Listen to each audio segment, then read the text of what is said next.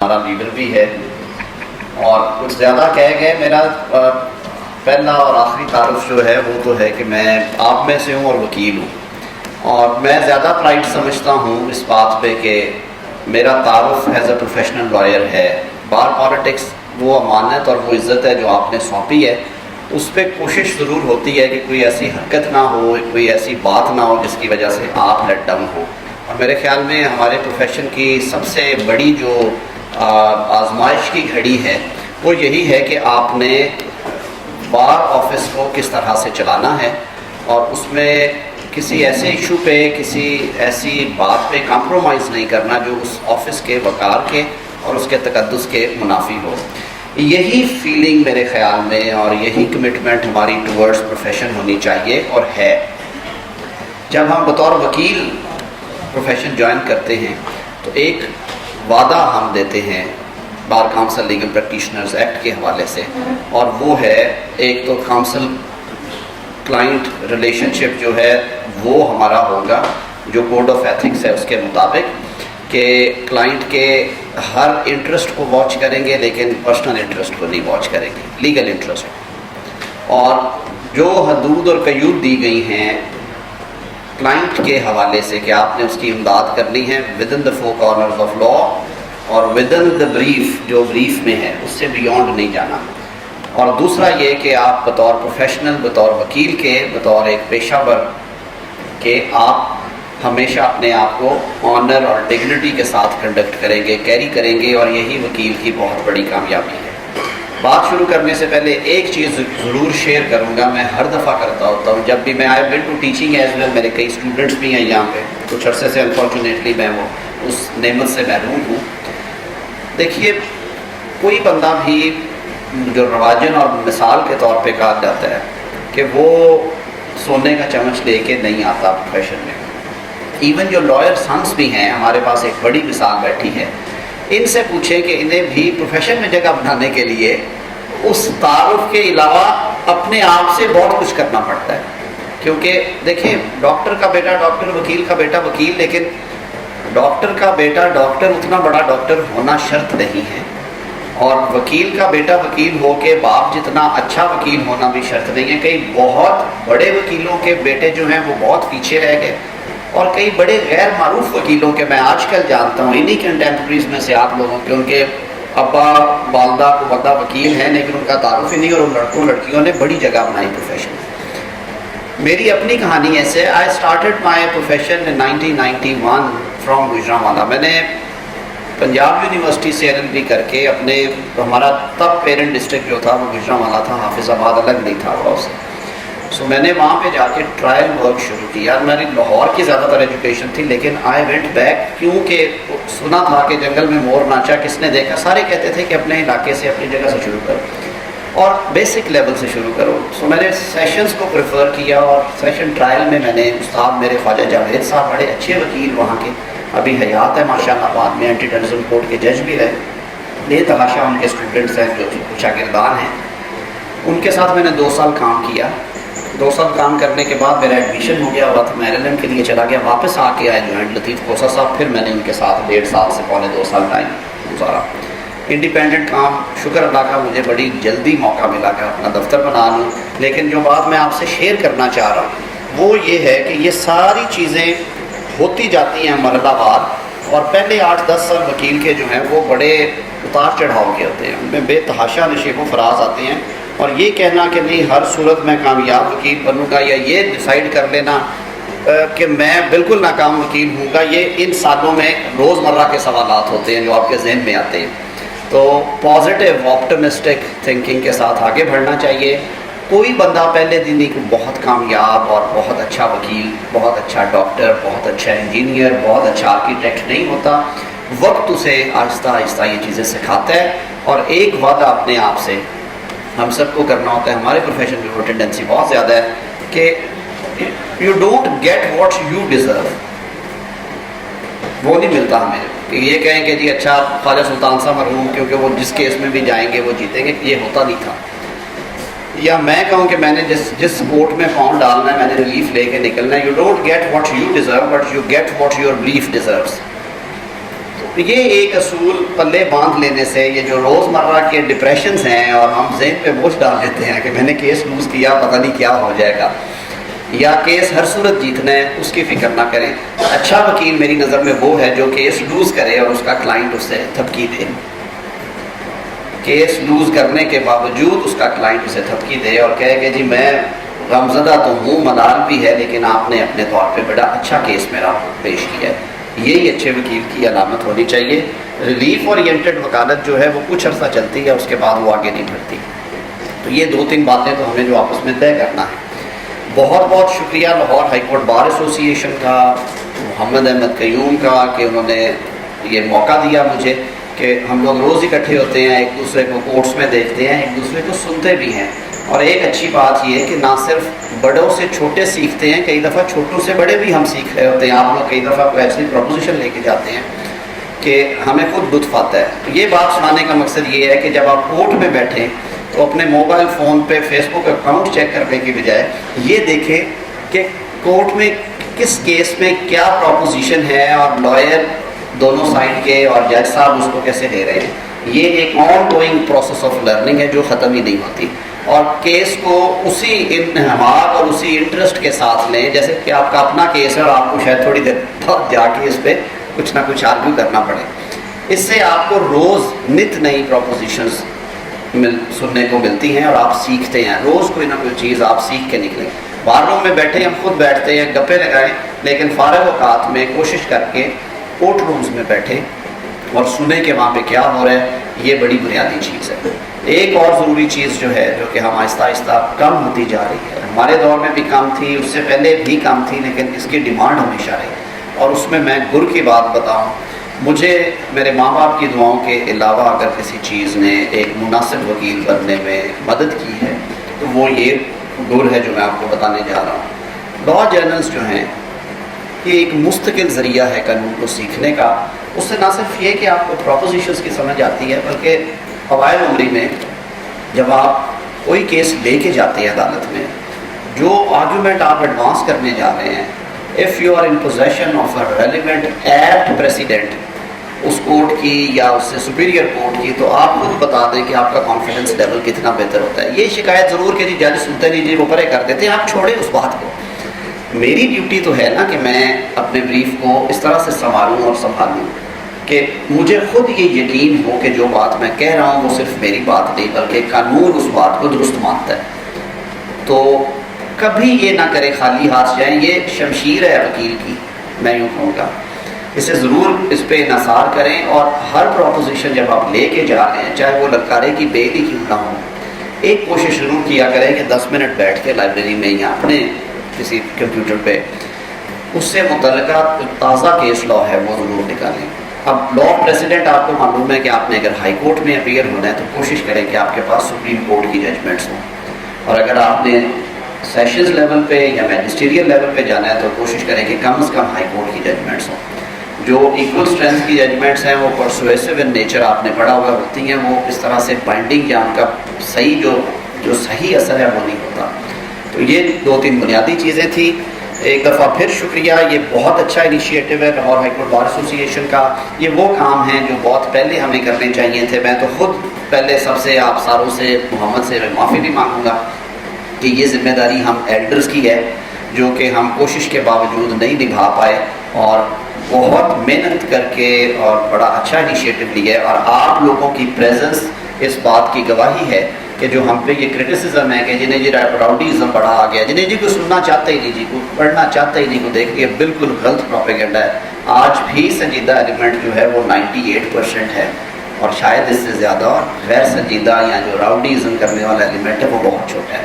تو اس طرح کی ایکٹیویٹی سے نہ صرف ہم ایک دوسرے سے سیکھتے ہیں بلکہ ہمارا جو ایک امیج اور امپریشن ہے وہ بڑا پازیٹیو جاتا ہے. اور یہی بار کی بنیادی ذمہ داری. بار کی ذمہ داری معاف کیجیے گا کبھی یہ نہیں رہی کہ اس نے تھانے میں فون کرنا ہے، اس نے کچہری میں مسئلے حل کرنے ہیں، عدالت کو لگے ہوئے تانے کو کھلوانا ہے. یہ تو انفارچونیٹلی وہ انپلیزنٹ ڈیوٹیز ہیں جو آن پڑی. بار کی اصل ذمہ داری یہ ہے جو آج ہم کر رہے ہیں. اللہ ہمیں اس میں برکت دے گا. اور یوں تو ہم ہر لمحے ایک دوسرے کے لیے حاضر ہوتے ہیں، لیکن آج اسپیشلی بڑی خوشی کے ساتھ اور بڑی عزت کے ساتھ میں سمجھتا ہوں میں یہاں پہ بیٹھا ہوں. میرے لیے یہ بڑی اچھی گھڑی ہے کہ میرے ادارے نے مجھے اس لائق سمجھا کہ میں آؤں اور ہم شیئر کریں کہ پروفیشنل کام کرتے ہوئے کس طرح کے معاملات کو کس طرح سے چلانا ہے. تو آج انہوں نے جو میرے لیے ٹاپک جو مجھے حکم نامہ ملا تھا وہ تھا ایپلیٹ جورسڈکشن میں کرمنل سائٹ کا ورک، جو کہ آپ روز دیکھتے ہیں.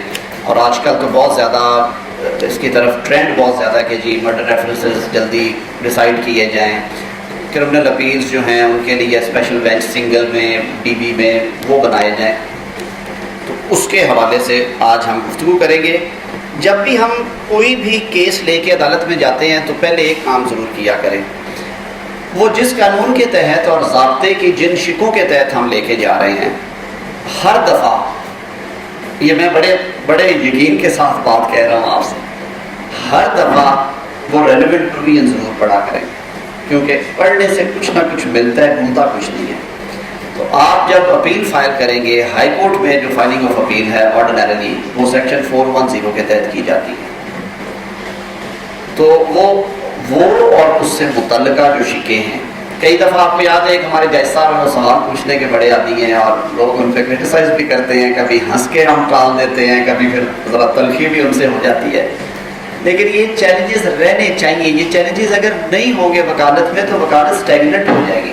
وکیل تو ہے ہی وہ شہباز ہے، شاہین ہے، پلٹنا جھپٹنا کہ لوگ گرم رکھتا ہے، اس کو ساری چیزوں کا پتہ ہونا چاہیے. لاجواب میں بھی ہوتا ہوں، آپ بھی ہوتے ہیں، ہمارے بڑے بھی ہوتے تھے، لیکن کوشش ضرور کرنی چاہیے کہ ہم سوالوں کا جواب دیں. تو کئی دفعہ پوچھ لیتے ہیں اچھا جی کس سیکشن کے تحت اپیل کی ہے، وہ کہاں پہ ہے، اس کی لینگویج پتہ ہے آپ کو، یا پوچھ لیتے ہیں جی میں نوٹس، آپ کہہ رہے ہیں نوٹس کر دیں، نوٹس کس سیکشن میں کروں، یا آپ کہتے ہیں کہ جی ملزم آج نہیں ہے، کورٹ میں حاضر ہے، وہ سرنڈر کر رہا ہے، تو آپ اس کو انٹرٹین کر رہے ہیں، تو پوچھ لیتے ہیں کس سیکشن میں.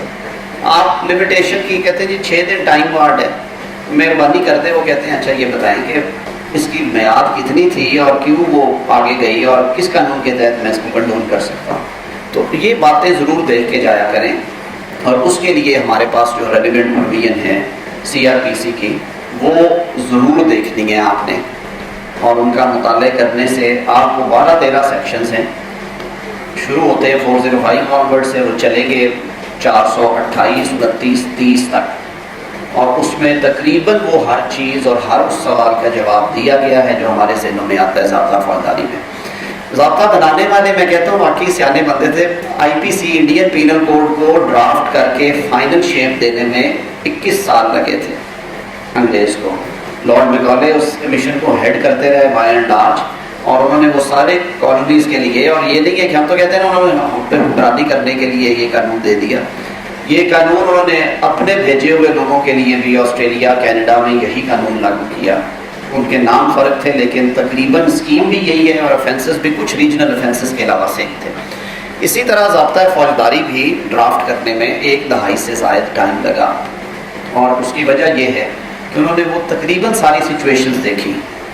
میں پچھلے دنوں میں حیران ہوا کہ یہ پیچھے 2 کیسز آئے ہیں، جو ایک جنگ گروپ والا اور دوسرا الطاف حسین والا، کہ اس میں واقعہ تو ایک ہوا لیکن جس کا جی چاہا اس نے جا کے FIR کروا دی. کورٹس نے بھی اس لیے لی کہ یہ ایک کنٹینیوئنگ رانگ تھی، ٹی وی پہ چل رہی ہے، جس نے جہاں پہ سنا اس نے کہا جی یہ جرم لوگوں کو ذمہ ہے. اب لیگل کوشچن آیا کہ آیا یہ 200 ٹرائل ہوں گے، کیا اس شخص کے پاس ریمیڈی ہے جس نے جرم تو ایک کی ہے، اور آئین کہتا ہے کہ nobody shall be punished for more than once, punished or prosecuted more than once for the same offense. تو یہ کراچی میں بھی پرچہ ہے، کوئٹہ میں بھی ہے، پشاور میں بھی ہے. تو جب تھوڑا سا ڈھونڈنا شروع کیا تو 185(2) CRPC ملا. اس میں لکھا ہوا ہے کہ جب ایسے صورتحال ہو تو ہائی کورٹ، جو کوئی بھی ہائی کورٹ ہے پورے ملک میں، پنجاب کی ہائی کورٹ سندھ والے مقدموں میں بھی ان کو واش کر کے ان کو اسٹے کر سکتی ہے، روک سکتی ہے، ڈیفر کر سکتی ہے. اور جو ایک مقدمہ سب سے پہلے درج ہوا ہے اس میں پروسیکیوشن کو آرڈر کر دے within that high court's jurisdiction. But this is a unique section which empowers high court to go beyond the territorial jurisdiction. Normally Lahore High Court exercises jurisdiction throughout the Punjab, but under section 185 subsection 2 of CRPC, Lahore High Court can exercise jurisdiction over Balochistan, KP and Karachi, Sindh. تو یہ دیکھیں نا، اب یہ situations بظاہر یکدم اکر ہوتی ہے اور آپ کہتے ہیں کہ اچھا اس کا کیا حل ہوگا، اور میں نام نہیں لوں گا، بڑے سینئر کاؤنسلز نے سپریم کورٹ میں پٹیشن فائل کی جلدی جلدی جنگ گروپ کی طرف سے، اور بڑے سنجیدہ ججوں نے وہ پٹیشن سنی اور انہوں نے کہا کہ نہیں اس کا کسی کے پاس، ہمارے پاس بھی حل نہیں، فلاں کے پاس نہیں، آپ جائیں اور چاروں صوبوں کی ہائی کورٹس میں پٹیشنیں فائل کریں اور چیف جسٹس کو کہیں کہ وہ آپ کے کیس اکٹھے کریں پھر ہمارے پاس آئیے گا۔ سو قانون پڑھنے سے سمجھ آتا ہے، ضروری نہیں ہے کہ جو ججز ہیں، جو سینئر لائرز ہیں، اس میں بڑے نامور لوگ تھے اس ہیئرنگ میں جن کی حاضری لگی ہوئی، مجھے بھی نہیں تھا پتا، میں آنیسٹلی پڑھنے سے سمجھنے سے سمجھ آتی ہے۔ ہم لوگوں نے بیٹھ کے جب ورک گردانی کی کہ کہاں پہ جورسڈکشن ڈیل ہو سکتی ہے تو وہ ایک پروویژن نکل آئی۔ کہنے کا مقصد یہ ہے کہ قانون بنانے والے جو سنجیدہ لوگ تھے وہ 15 سال یوں ہی نہیں بیٹھے رہے، وہ ہر سچویشن کو دیکھتے تھے اور اس سچویشن کا ادراک رکھتے ہوئے where there is a wrong there is a remedy قانون اس طرح بنتے تھے۔ تو قانون ضرور پڑھا کریں۔ پہلا تو میرا مشورہ آپ کو یہ ہے کہ آپ نے اگر اپیلٹ ورک کرنا ہے تو اپیل کی جو ریلیونٹ پروویژنس ہیں یہ نہیں لکھ دینا کہ اپیل انڈر سیکشن 410، اس کو اگر آپ پڑھ لیں اور اس کی ارد گرد کی 2-3 پروویژن، اس سے پہلے والی 8-10 پروویژن، اس کے بعد والی یہ پوری ایکسرسائز 8 یا 10 منٹ کی، آپ کو بڑی اچھی چیزیں ملیں گی۔ آپ کو ایڈیشنل ایویڈنس کیسے دینی ہے وہ بھی اسی سے مل جائے گی، آپ کو سسپینشن آف سینٹینس کیسے کروانی ہے وہ بھی اسی سے مل جائے گی، آپ کو اپیل اگینسٹ اکویٹل میں ملزم کو گرفتار کرنے کی ریکویسٹ کرنی ہے کہ نہیں کرنی وہ بھی وہیں سے پتہ چل جائے گا، آپ کو نوٹس کروانے کے لیے کیا کیا بات کرنی ہے وہ بھی سمجھ آ جائے گی، کیا لمنی میں آپ کی اپیل، کون سی اپیل ڈسمس ہو سکتی ہے وہ بھی آپ کو وہیں پہ پتہ چل جائے گا، اور یہ ٹوٹل ایکسرسائز ہارڈلی 15 سے 20 منٹ لے گی۔ تو آپ ایک طرح سے وہ آدھا گھنٹہ اسپینڈ کرنے کے بعد اپنے طور پہ میں سمجھتا ہوں in your own capacity appeal کے لا کو اچھی طرح سمجھ جائیں گے اور آپ کہیں گے کہ جی ہاں میں ماسٹر ہوں اپیل کے لا پہ، اور وہ بہترین استاد جو ہے وہ ریلیونٹ پروویژنس ہیں آپ کی۔ اچھا شروع کرتے ہیں کہ ایک شخص آپ کے پاس آ جاتا ہے اور کہتا ہے کہ جی میرے عزیز کو کنوکشن ہو گئی ہے تو آپ میری اپیل فائل کریں۔ ضروری نہیں کہ ڈیفینس والے آپ کے پاس آئیں، یہ بھی ممکن ہے کہ جو کمپلیننٹ ہے، مدعی ہے، وہ آ جائے اور کہے کہ جی میرے ملزم بری ہو گئے ہیں یا سزا میری چوائس کے مطابق یا میری خواہش کے یا جو میری ایکسپیکٹیشن تھی اس کے مطابق نہیں ملی۔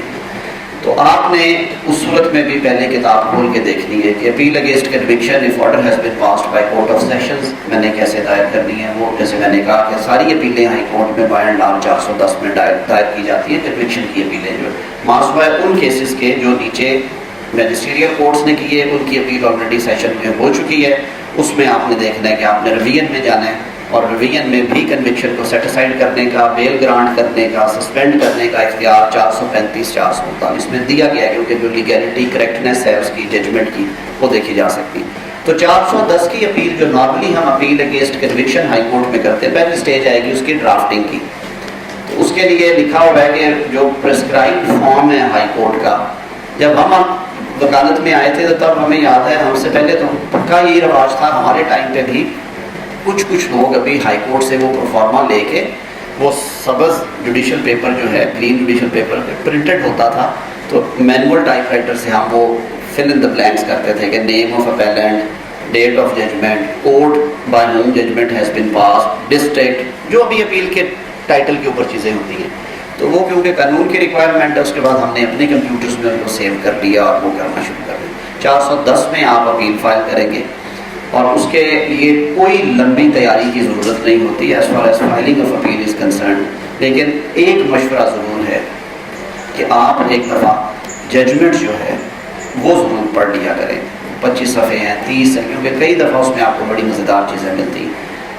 جو پوائنٹس ملے ان کو کاغذ پہ نوٹ کریں، میمو آف اپیل میں دینے کی ضرورت نہیں ہے۔ اپیل کرمنل سائٹ پہ آپ کو یہ حق اور اختیار اور یہ آپ کو ایک فائدے کی بات موجود ہے کہ پلیڈنگز جو ہیں، جتنی سخت پلیڈنگز کا لا سول سائٹ پہ ہے وہ کرمنل سائٹ پہ نہیں۔ 102 لائنوں کی اپیل جو آپ روز سنتے اور دیکھتے ہیں کہ جو conviction and sentence recorded by the learned trial court can not be justified evidence on record, اور it is a case of misreading اور non reading of evidence available on the record, اور it's the conviction so recorded by the learned trial court is against the law applicable on the subject. یہی وہ 3-4 grounds ہیں جن میں سے کوئی ایک گراؤنڈ بھی ہم لے لیں یا ایک ایگزاسٹو گراؤنڈ بنا لیں تو آپ کی اپیل بالکل ویلڈ اپیل ہوتی ہے۔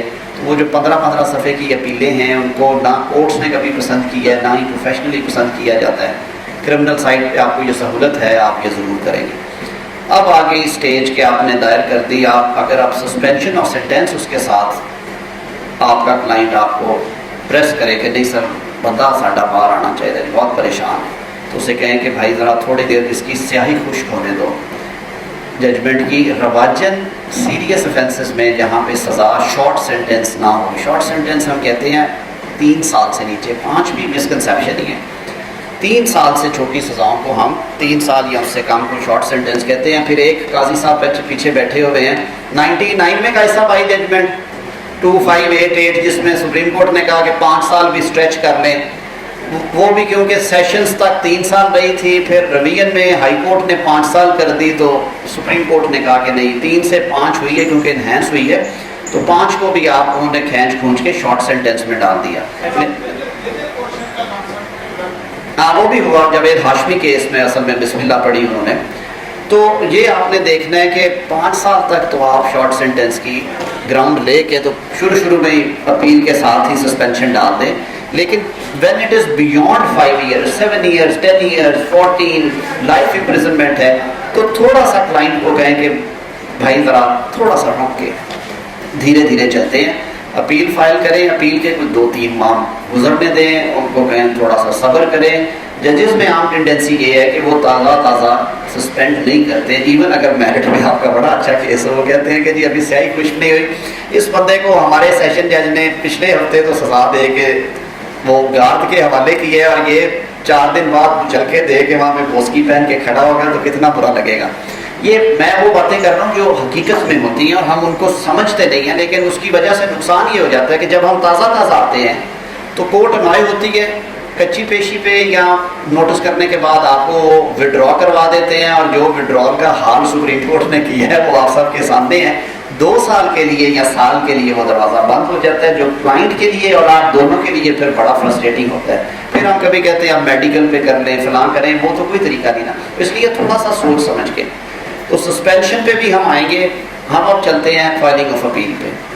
اپیل فائل کر دی، اپیل اگر تو لائف امپریزنمنٹ کی ہے یا ڈیتھ سینٹینس کی ہے تو کوشش کریں کہ آپ کے پاس اگر فارغ وقت ہے تو پارٹی کو کہیں کہ جو آپ کا نیچے سے آیا ہوا ہے سارا چٹھا وہ آپ کے حوالے کر دیں، عموماً پارٹیز لے کے آتی ہیں۔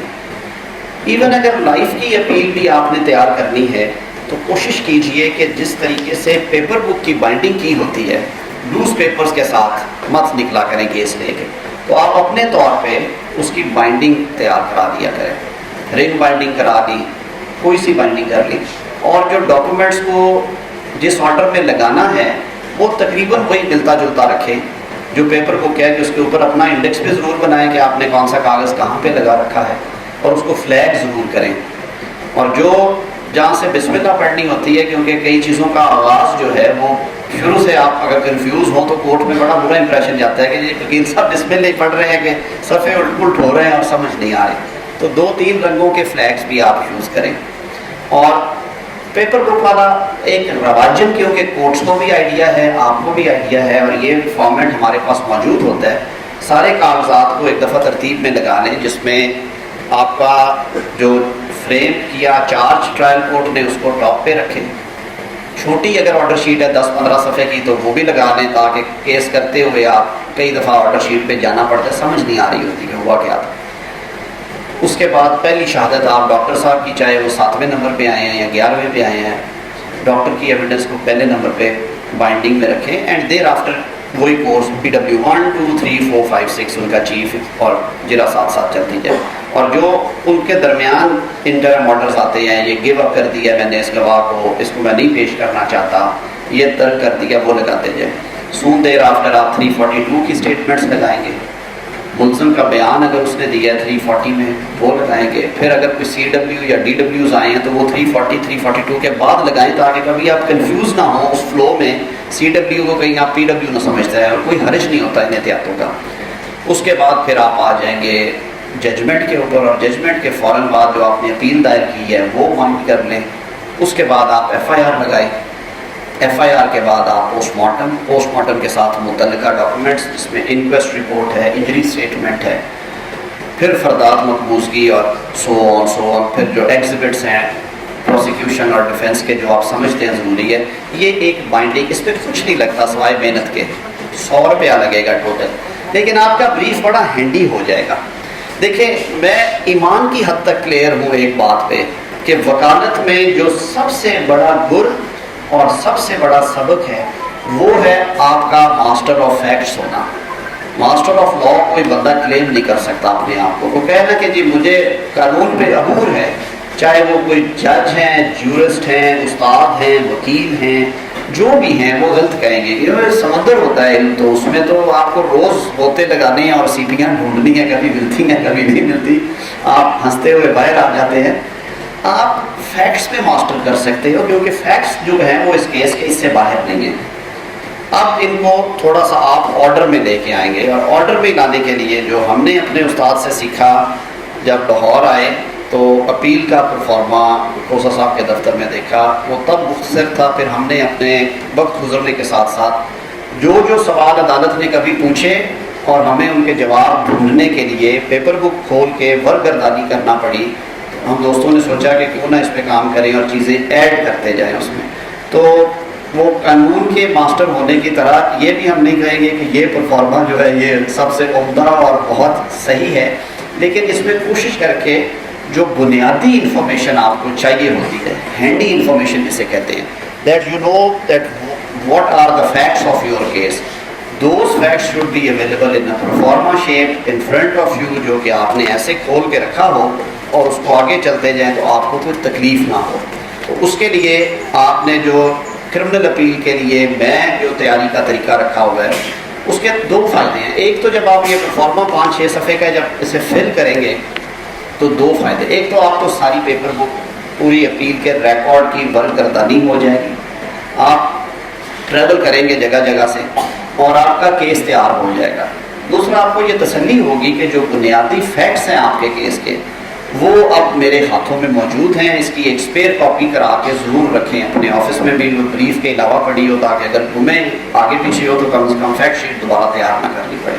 تو اس کے لیے یہ آپ کی اسکرین پہ بھی ڈسپلیڈ ہے، یہ اوپر جو ایم آر ہے یہ مرڈر ریفرنس ہے، آپ نے ظاہر ہے کورٹ آپ سے پوچھتی ہے جی فیکٹس دیں تو آپ شروع کرتے ہو کہ مرڈر ریفرنس نمبر 585 آف 2010، نیچے کرمنل اپیل ظاہر ہے جو کہ ایکیوز نے کی ہے، اس کا نمبر آ جائے گا سو اینڈ سو آف 2010۔ اگر کرمنل ریویژن مدعی فریق نے کی ہے تو آپ اس کو نمبر دیکھ کے فل کریں گے۔ اپیل ACQ از اپیل اگینسٹ ایکویٹل، اگر وہ دائر ہوئی ہے اس کا نمبر دیں گے۔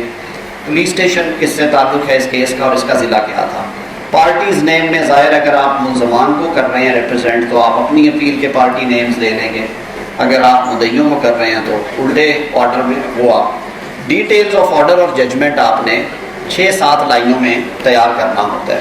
6-7 لائنیں جو رواجن ہم کرتے ہیں وہ یہ فارم بن جاتی ہے کہ جو ڈیٹیل آف کنوکشن ہے رومن 1 2 3 4 کے ساتھ کہ کنوکٹڈ انڈر سیکشن، جیسے یہ جو کیس ابھی میرے سامنے پڑا ہے کھلا ہوا، یہ اسٹیٹ ورسز زاہد عباس ہے، اس سے میں نے لکھا ہے کہ Zahid Abbas convicted under section 302 BPPC sentenced to death with fine of ₹1 lakh under section 544A as compensation CRPC میں اور in default 6 months simple imprisonment. He has also been convicted under section 324 for causing injuries to Muhammad Munawwar or Musawwar and awarded اتنی سزا اتنا جرمانہ on 2 counts کیونکہ 2 لوگوں کو in default so and so by the same judgment Shahid Abbas, Muhammad Baksh, Sajid, Iqbal Bano, Muhammad Shah so and so have been acquitted. اور نیچے تاریخ ڈال دی 22/12/2010 کی، judgment handed down by mister Ikram Sheikh AS چنچھان۔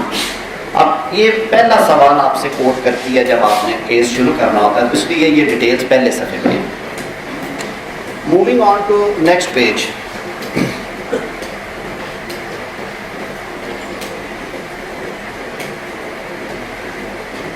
آ جا بیٹا آ جا، پیج 2 کا۔ ماشاءاللہ سیکٹری ہمارے ہیں پورے ہائی ٹیک ہیں اور چیزوں لوڈ ہو رہا ہے بیٹا، ہاں اس کو ذرا براڈ کر دے اوپر سے تھوڑا سا، ہاں زوم کر کے نا ذرا ٹائم اینڈ ڈیٹ آف، ٹھیک ہے اوپر آؤ بیٹا، 2-3 لائنیں کٹی ہوئی ہیں، نہیں تو میں آپ کو یہ پرفارما ویسے میں محمد سے کہوں گا کہ اس کو کہیں آن لائن ڈال دیں اپنے، تو آپ جس نے ڈاؤن لوڈ کرنا ہو کر سکتے ہیں، نہیں تو میں کاپی چھوڑے جاؤں گا مختار صاحب کے پاس یا زبیر کے یا لائبریری میں دے دوں گا، جس نے فوٹو کاپی کرنی ہو فوٹو کاپی کرا لیں، یہ چیزیں جو ہوتی ہیں نا یہ پبلک پراپرٹی ہوتی ہیں. یہ کسی ایک بندے, میرا تو ایون جو اتھارٹیز کا رجسٹر بھی ہے وہ تقریباً میرے شاگردوں کے لیے کھلا ہی پڑا ہوتا ہے, جس کو ضرورت ہو وہ دیکھتے ہیں. تو اس میں سب سے پہلا اوپر آپ دیکھتے ہو time and date of occurrence. یہ وہ ڈیٹیلز ہیں جو بالکل مائنر ڈیٹیلز ہیں, لیکن ہم پھنستے وہاں پہ آ کے.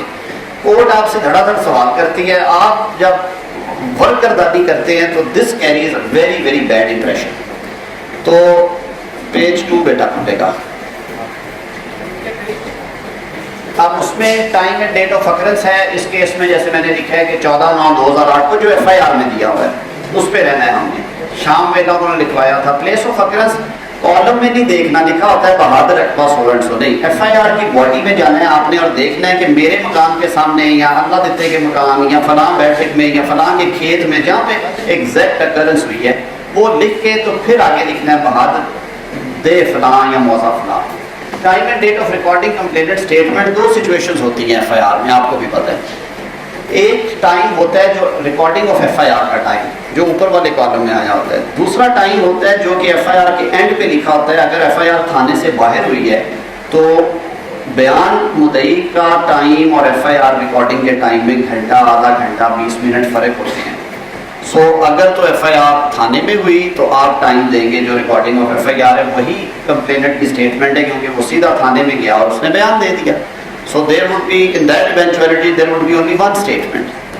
اگر ایک سے 2 دفعہ ہوا کہ ملا, وہ عموماً فوارہ چوک پہ ملتا ہوتا ہے تفتیشی یا اڈا داری یا بازار کے موڑ پہ, تو وہ ٹپیکل 6-7 جگہ ہیں جہاں پہ تفتیشی کو مدعی نے ملنا ہوتا ہے. وہ بتلاش بد رویہ گان گیا ہوتا ہے اور مدعی روتے دھوتے اس کے پاس پہنچ جاتا ہے. تو وہ جگہ آپ نے دیکھنی ہے. پلیس ویئر اسٹیٹمنٹ ریکارڈڈ وہ فوارہ چوک ہے, وہ اڈا بازار جو بھی ہے.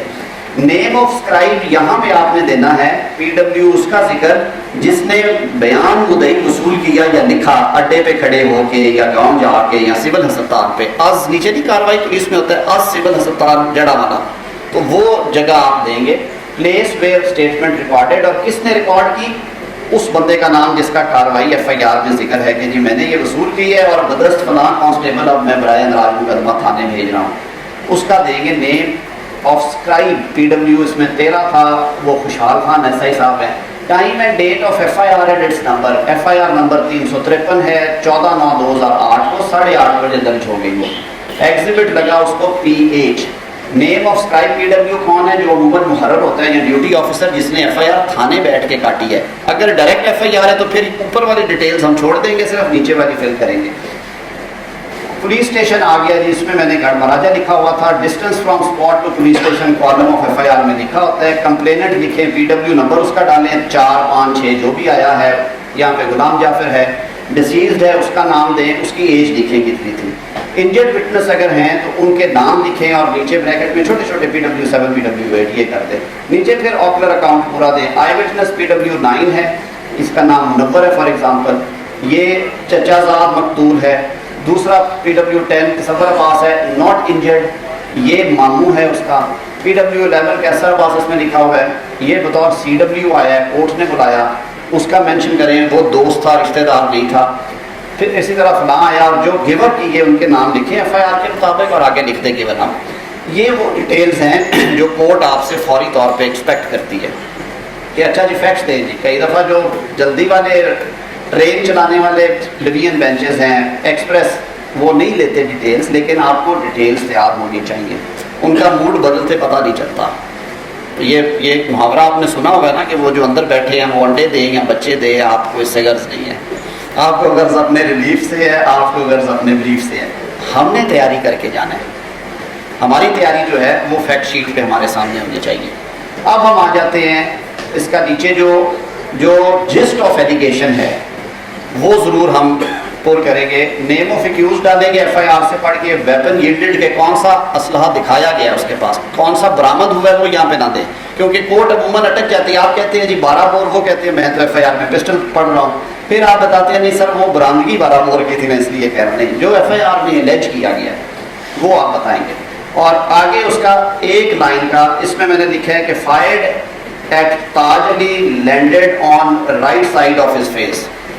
اردو میں لکھ لیں, انگلش میں لکھ لیں, یہ جسٹ آ گئی. دوسرے ملزم کا صرف للکارا ہے. تیسرے کا زخمی گواہ کو اس نے مارا کلہاڑی کے ساتھ، چوتھے کا ڈنڈے کا، نیچے امام والوں کے نام لکھ کے سامنے لکھ دیں امام. تو آپ کو یہ صفحہ جو ہے وہ آپ کے کیس کے بیسک فیکٹس جو ہے وہ نریٹ کرا دے گا. آپ کو اب اس کے لیے پیپر بک سے جگہ جگہ سے انفارمیشن نہیں اٹھانی پڑے گی کہ ایف آئی آر میں تو نام ہے، پی ڈبلیو نمبر کہاں سے لوں، رشتہ داری کہاں سے لوں. یہ تیار کرتے ہوئے ایک تو آپ کے فیکٹس تیار ہو رہے ہیں اور ساتھ آپ کو ایک یہ کانفیڈنس مل رہا ہے کہ ممکنہ سوالات جو کہ تابڑ توڑ حملے مجھ پہ ہو سکتے ہیں کورٹ کی طرف سے، ان کے جواب ہینڈی ہیں میرے پاس، جو کہ میں ایک صفحے پہ لکھ کے لایا ہوں، وہ میں ان کو دے سکتا ہوں. اگلے صفحے پیج 3 کے اوپر یہ ٹاپ پہ جو کالم ہے، یہ relation ship of accused انٹرسین and اور دا وٹنسز. تو میں اسے عموماً درمیان میں لائن لگا دیتا ہوں. ایک سائڈ پہ میں ملزمان کی آپس میں رشتہ داریاں لکھ لیتا ہوں. فیملی ٹری بھی بنا سکتے ہیں اگر ایک ہی ہے تو اوپر احمد دین کا نام لکھتے ہیں، پھر 2 لائنیں نیچے ڈالیں جیسے ہم وراثت کا بناتے ہیں، اس میں اس کے بیٹے بشیر اور انور کر دیں. جو جو ملزم ہوں ان کو دائرے لگاتے جائیں اور رشتے ان کو سمجھاتے جائیں. اسی طرح گواہان کا ہے. تو آپ کو یہ سوال کم پوچھے جاتے ہیں لیکن عموماً پوچھے جاتے ہیں کہ اچھا یہ بتائیں کہ ان ملزموں کی آپس میں عزیزداری ہے، تو بجائے اس کے کہیں ہاں سر وہ پیج 75 پہ نیچے سے چوتھی لائن میں جائیں، ابھی تو آپ فیکٹس دے رہے ہیں. اس کی بجائے آپ کے پاس سامنے ہونا چاہیے. اور احتیاط یہ کریں کہ جب یہ ڈیٹیل لکھ رہے ہوں تو آپ جہاں پہ رشتہ داریاں، ظاہر ہے آپ نے ریکارڈ سے ہی دینی ہے نا، اپنے سے پوچھ کے کوئی بات نہیں کرنی، کلائنٹ کی بتائی ہوئی کوئی بات آپ نے اس پر فارما میں نہیں لکھنی. ہو سکتا ہے جو بات آپ کو کہہ رہا ہو وہ ریکارڈ پہ نہ ہو، اور اپیل میں آپ کوئی ایسی بات نہیں کریں گے جو کہ ریکارڈ پہ نہیں ہوگی. تو اس میں ریلیونٹ پیج نمبر عموماً پہلا پیراگراف جو کراس ایگزامینیشن کا ہوتا ہے اس میں رشتہ داریاں جو رواج ہے ہمارے یہاں کراس ایگزامینیشن کا، اس میں رشتہ داری جو ملزمان اور رشتہ داری گواہان ہے وہ عموماً پہلے 1-2 پیراگرافس میں دے دی جاتی ہے. تو وہ رشتہ داریاں جہاں سے آپ پڑھیں پیپر بک سے اس پیج نمبر اور پیراگراف کا چھوٹا سا نیچے حاشیہ ڈال کے لکھ لیں گے available at page 75 line 11 to 15 in the middle، یا 7th line from the bottom اور 3rd line from the top. یہ باتیں میں اس لیے کہہ رہا ہوں، میں پھر دہراؤں گا کہ اچھا وکیل، کامیاب وکیل، گیلری شو اچھا دینے والا وکیل وہی ہوتا ہے جس کے فیکٹس فرق ہوتے ہیں. اس کو قانون کی بات، اب وہ زمانے گئے جب چھوٹی چھوٹی باتوں پہ کہ بلیکنگ ہے کہ نہیں ہے، اس پہ کیس بری ہو، کبھی بری ہوتا ہم تو نہیں اب دیکھ رہے، تو کوئی ہوتا ہے. وہ راہیں خود بخود نکل آتی ہیں پرووائڈڈ کہ آپ کے فیکٹس بڑے ٹھیک تیار ہونے چاہیے، آپ کو اپنے کیس کا پتہ ہونا چاہیے، اور جواب ان کا 10 سیکنڈ سے 15 سیکنڈ عموماً رسپانس ٹائم ہونا چاہیے کورٹ میں. 2 منٹ کوئی نہیں، 2 منٹ کی خاموشی اگر کورٹ میں آ گئی تو سمجھیں آپ پہ پریشر کا ایک پہاڑ چڑھ گیا. میرے خیال میں آپ سارے یہ ایکسپیرینس کرتے ہیں، فیلنگ ہوتی ہے نا جب کورٹ سوال کرے اور ہمارے پاس جواب ہونے کی بجائے ہم برگردانی کریں تو وہ بڑا مشکل مرحلہ ہوتا ہے ہمارے لیے، اور ہمارے کلائنٹ کے لیے بڑا امبیرسنگ ہوتا ہے کہ میرے وکیل نے تو جی پتہ ہی کوئی نہیں تھا کہ یہ کیس لڑنا کی تھے جتنا کی. سو فیکٹس پہ ماسٹر ہونا، میں بار بار کہہ رہا ہوں، اس کو اگر آج کی ڈسکشن جو تھوڑی دیر اور بھی چلنی ہے اس کا کرکس میں کہوں تو غلط نہیں ہوگا کہ کرمنل سائڈ پہ سب سے ضروری چیز لائر کے لیے اپنے کیس کے بنیادی فیکٹس کا ریکارڈ کے مطابق پتہ ہونا ہے، زبانی نہیں ہے. یہ نہ ہو کہ فائل میں تو رشتہ داری آئی ہوئی ہے ماموں کا بیٹا، تو آپ کو بندہ بتا رہا ہے کہ جی نہیں اصل ہے جو ماسی کا پتر ہے، اگوں دی بہن دی، اگوں دیور دی شادی بھی اتنے فلاں یہ ہوگا، نہیں وہ نہیں. آپ نے اس میں نہ کورٹ کو کنفیوز کرنا ہے نہ خود ہونا ہے. گو بائی ریکارڈ، جو ریکارڈ ہے آپ کا اس کے تحت چلیں. اب اگلا ہے موٹو کے بارے میں.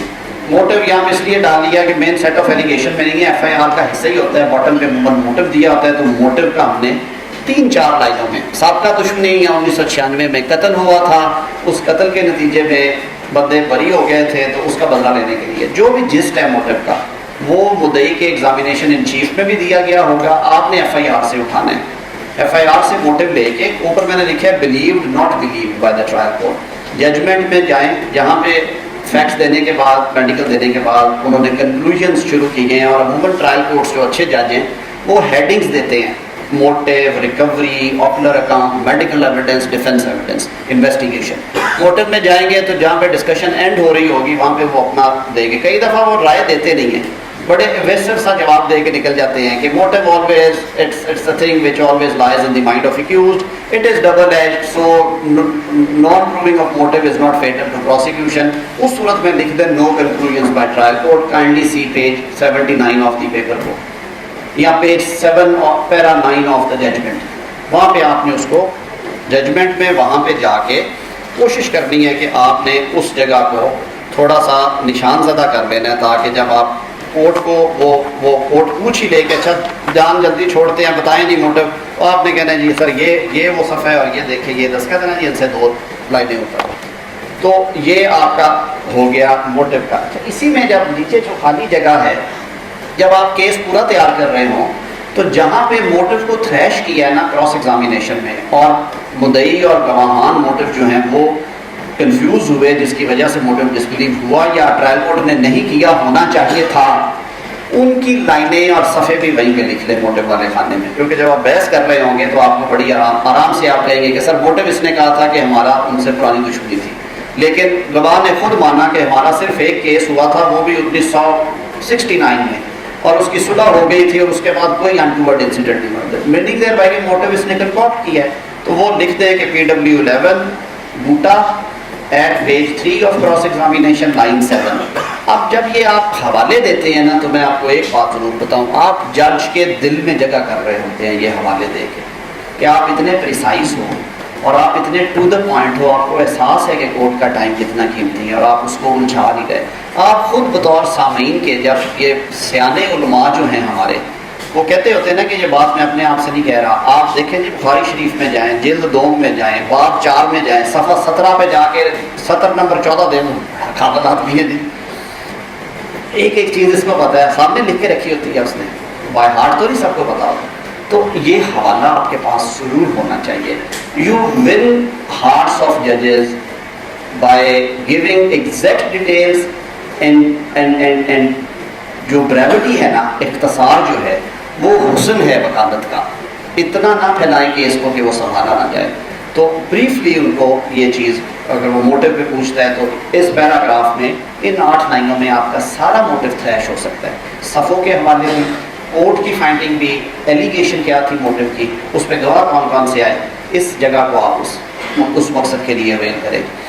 کورٹ پوچھتی ہے اچھا جی جائے وقوع سے recoveries from place of occurrence gentleman, تو اس میں یہ آپ نے آرٹیکلز لکھے ہیں. نارملی پہلا آرٹیکل بلڈ اسٹینڈ ارتھ کا ہوتا ہے, کئی دفعہ تھرو کاٹن لی جاتی ہے تو بلڈ اسٹینڈ کاٹن ہے, اس کو exhibit P B C D جو لگا ہوا ہے وہ دے. نیچے ایم پیز ڈال لیں اگر انہوں نے موقع سے لیے ہیں.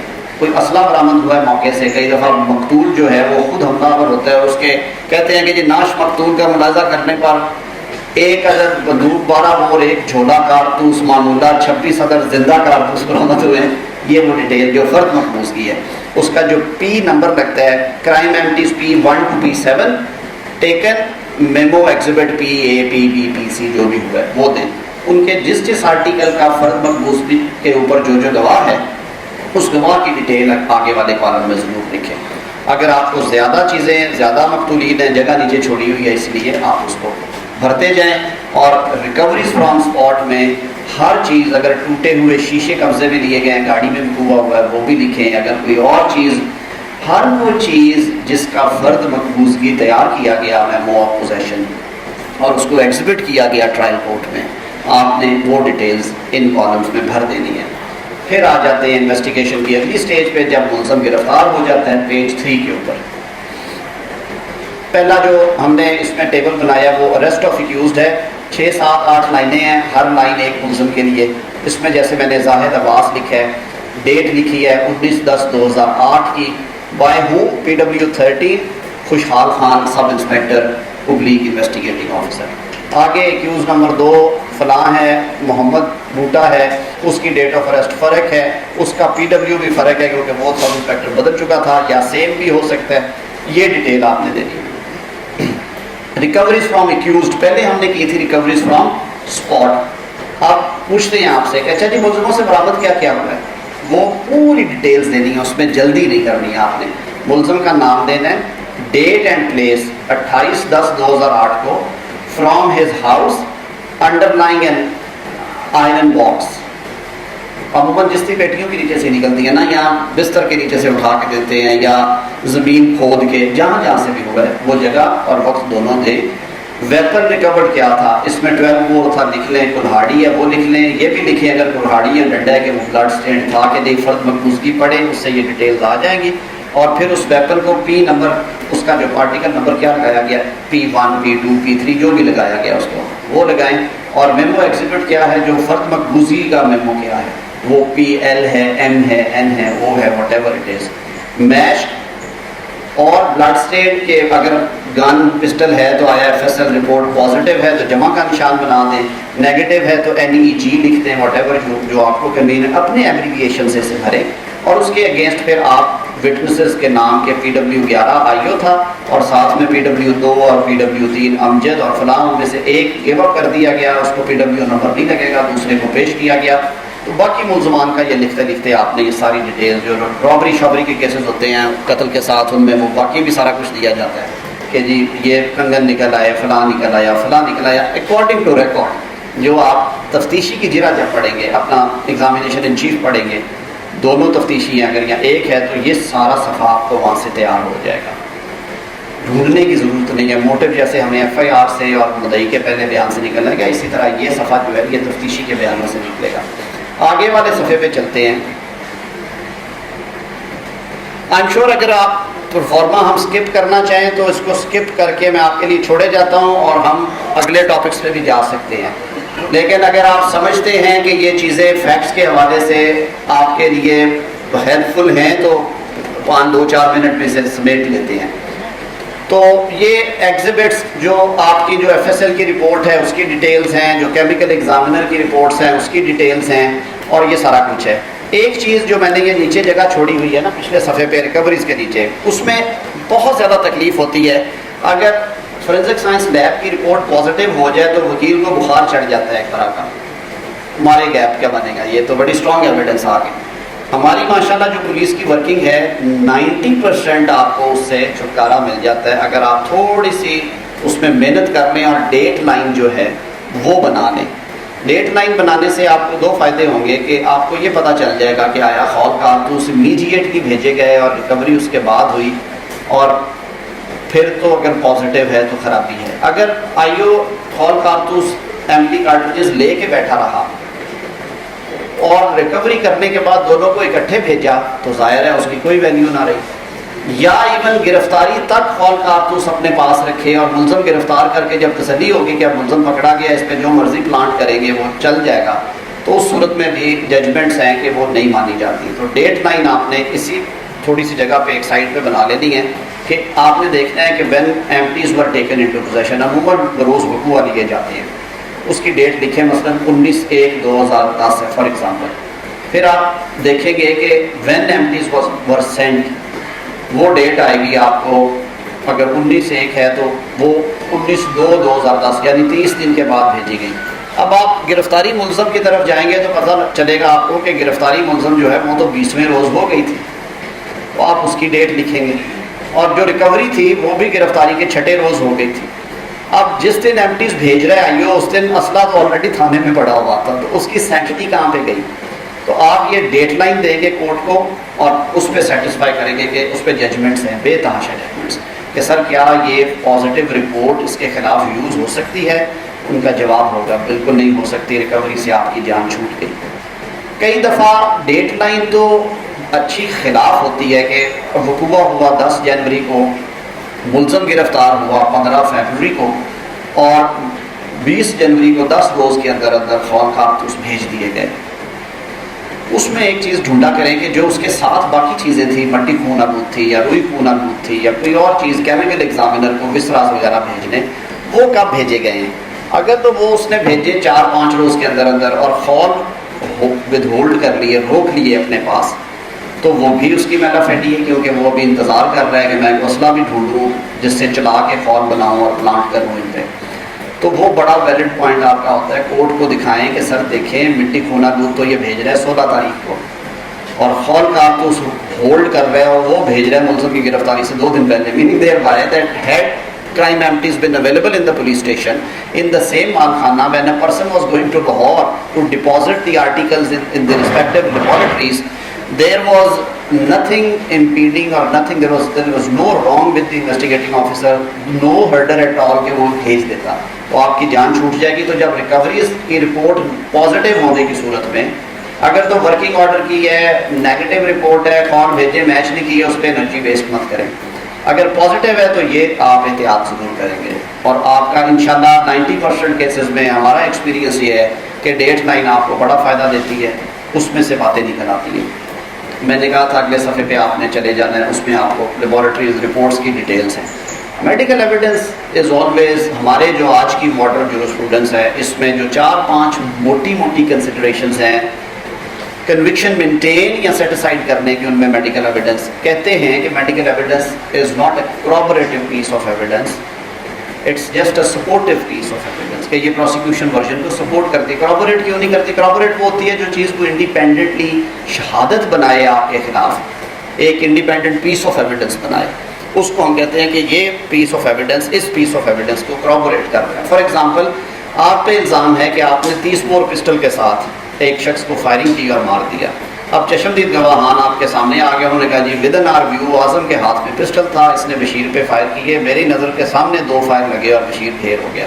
اب کورابوریٹو ایویڈنس یہ ہے کہ جیسے میں نے کہا کہ وہاں سے جو موقع سے فول کارتوس لیے گئے تھے وہ امیڈیٹلی لیبارٹری بھیج دیے گئے, اور جب میری گرفتاری ہوئی تو مہینے بعد جو پسٹل میں نے برآمد کروایا وہ بھی لیبارٹری بھیج دیا گیا, ان کی جو رپورٹ ہے وہ پازیٹیو آ گئی, یعنی کرائم ایمٹیز اس پسٹل کے ساتھ ویڈ کر گئے. This is an independent piece of evidence which is to be used against me as a corroborative piece of evidence, کہ جو گواہوں نے کہا کہ پسٹل سے اس نے وقوع کیا, اور جو پولیس نے کہا کہ یہ پسٹل جو ہے یہ کرائم آف ویپن ہے, اس کی تصدیق لیبارٹری کی رپورٹ سے بھی ہو گئی, اور جو خور کارتوس موقع سے لیے گئے تھے وہ اس کے ساتھ ویڈ کر گئے. تو ہم کہیں گے کہ یہ کورابوریشن مل گئی ہے انڈیپینڈنٹ سورس سے.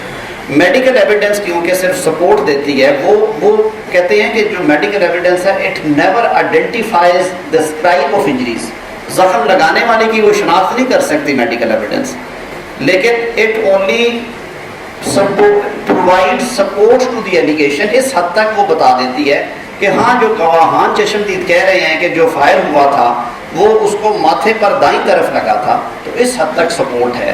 تو میڈیکل ایویڈنس کا کورابوریٹو رول نہیں ہوتا, اس سے ڈرا مت کریں, because medical evidence never identifies the culprit, وہ صرف ایک سپورٹ دیتی ہے, لیکن وہ بڑی بیسک چیز ہے, اس پہ بڑا دھیان رکھا کریں اور بڑے دھیان سے پڑھیں. تو یہ وہ سارے کالمز ہیں میڈیکل کے جو آپ نے فل کرنے ہیں. یہ موٹس کاز ایک جگہ پہ لکھا ہوا ہے, یہ کاز آف ڈیتھ ہے, ٹھیک ہے. Time between injury and death کتنی ہے, شارپ انجریز کتنی ہیں, فائر آرم کتنی ہیں, بلنٹ کتنی ہیں, میڈیکل ایویڈنس کو انجرڈ کیا ہے, یہ ساری ڈیٹیل ہے. Time of entry, time of post mortem, کیونکہ اگر ڈیلیڈ پوسٹ مارٹم کا کیس ہے تو وہ بڑا اچھا رہتا ہے آپ کے لیے, اس پہ ہم بعد میں آئیں گے. یہ ساری ڈیٹیلز, اگر ملزم زخمی ہے تو اس کا دوسرا کالم بنا ہوا ہے وہ آ جائے گا. اور پھر ہم چلتے جی میڈیکل میں آپ ڈالیں گے, اوپر دے سکتے ہیں جہاں پہ ہم نے یہ کیمیکل ایگزامنر اور فورینسک ایویڈنس ڈالی ہے نا جی, وہاں پہ آپ اس کو یوز کر سکتے ہیں. کیمیکل ایگزامنر والے کالم میں یا جگہ چھوڑی ہوئی ہے یہ جو سامنے اس کے, وہاں پہ ڈال لیں. یہ ڈیٹیلز بھی ہینڈی ہونی چاہیے آپ کے پاس. یہ ساری لیبارٹریز اور ایکسپرٹ اوپینینز جتنی ہیں وہ اس صفحے پہ ہوتی ہیں آپ کی, تو اس کا جواب آگے دینا پڑے, آپ کو پتا ہو. آگے ہم نے جسٹ آف ایویڈنس سارا جو ہے نا وہ بھی آپ کو پتا ہونا چاہیے کہ آپ کے مقدمے میں اگر 13 گواہان پیش ہوئے ہیں تو وہ گواہان کون تھے. PW1 کون تھا, مٹی کونا دودھ جس نے قبضے میں لینے کی شہادت دی, وہ PW1 تھا. اس کے آگے لکھیں نیچر کیا تھی, اس میں آ جائے گا blood stained earth was taken into possession. PW2 کون ہے, یہ ریکوری کا گواہ ہے, اس کے آگے لکھیں کہ یہ 12 bore gun from Anwar accused. تیسرا گواہ فلاں ہے. چوتھا ڈاکٹر صاحب ہیں, اس نے پوسٹ مارٹم کیا آف ڈیسیزڈ فلاں. پانچواں گواہ جو ہے وہ ڈاکٹر ہے جس نے مجید انجرڈ کا ملاحظہ کیا, MLC جاری کیا. چھٹا چشمدید ہے اور وہ انجرڈ بھی ہے. ساتواں چشمدید ہے لیکن وہ انجرڈ نہیں ہے اور وہ ماموزاد مقتول ہے. آگے فلاں ہے, آگے اس کے بعد تفتیشی افسر ہے. پہلا تفتیشی ہے انکمپلیٹ انویسٹیگیشن والا, لیکن پریلیمنری اس نے کی, موقع ملاحظہ اس نے کیا, وہ بڑا بنیادی آئیو ہوتا ہے. گرفتار کرنے والا آئیو اور برآمدگیاں کرنے والا آئیو شاید اتنا مٹیریل اور وائٹل نہیں ہوتا ڈیفینس کے لیے جتنا فرسٹ آئیو ہوتا ہے جس نے پہلی زندگیاں لکھنی ہیں. ملاحظہ موقع اس نے کرنا, سارا اسکیچ اس نے بنانا, میموز آف پوزیشن, کئی دفعہ وہ غلطیاں کر جاتے ہیں اس میں, یہ ساری چیزیں آپ نے. یہ وجہ یہ ہے کہ یہ ایک صفحے پہ آپ کو اپنے تمام گواہان کا، اور اگر سی ڈبلیوز ڈی ڈبلیوز آئے ہیں تو ان کی ڈیٹیل، یہ پورا کیس آپ کے سامنے ہوتا ہے اس پیج کے اوپر. اور اس کے اگینسٹ سامنے جو لکھا ہوا ہے وہ الفابیٹیکل آرڈر میں آپ ایگزیبٹس جو ہیں ان کو لگا لیں گے کہ ایگزیبٹ پی اے کیا ہے، P B C D E F کیا ہے، اور پھر ڈیفینس کے ایگزیبٹس. نیچے تھوڑی سی جگہ چھوڑی ہے جس میں ہم نے 342 کے بیان کا جسٹ رکھا ہوا ہے کہ یہ تو پروسیکیوشن کا کیس تھا، ملزم نے کیا کہا کہ اس نے کوئی پلی لی ہے، گریونس اینڈ پرووکیشن کی، سیلف ڈیفینس کی پلی لی ہے، یا ڈینائل سمپلسٹر ہے، یا کیا کہتا ہے وہ، یہ ڈالنے.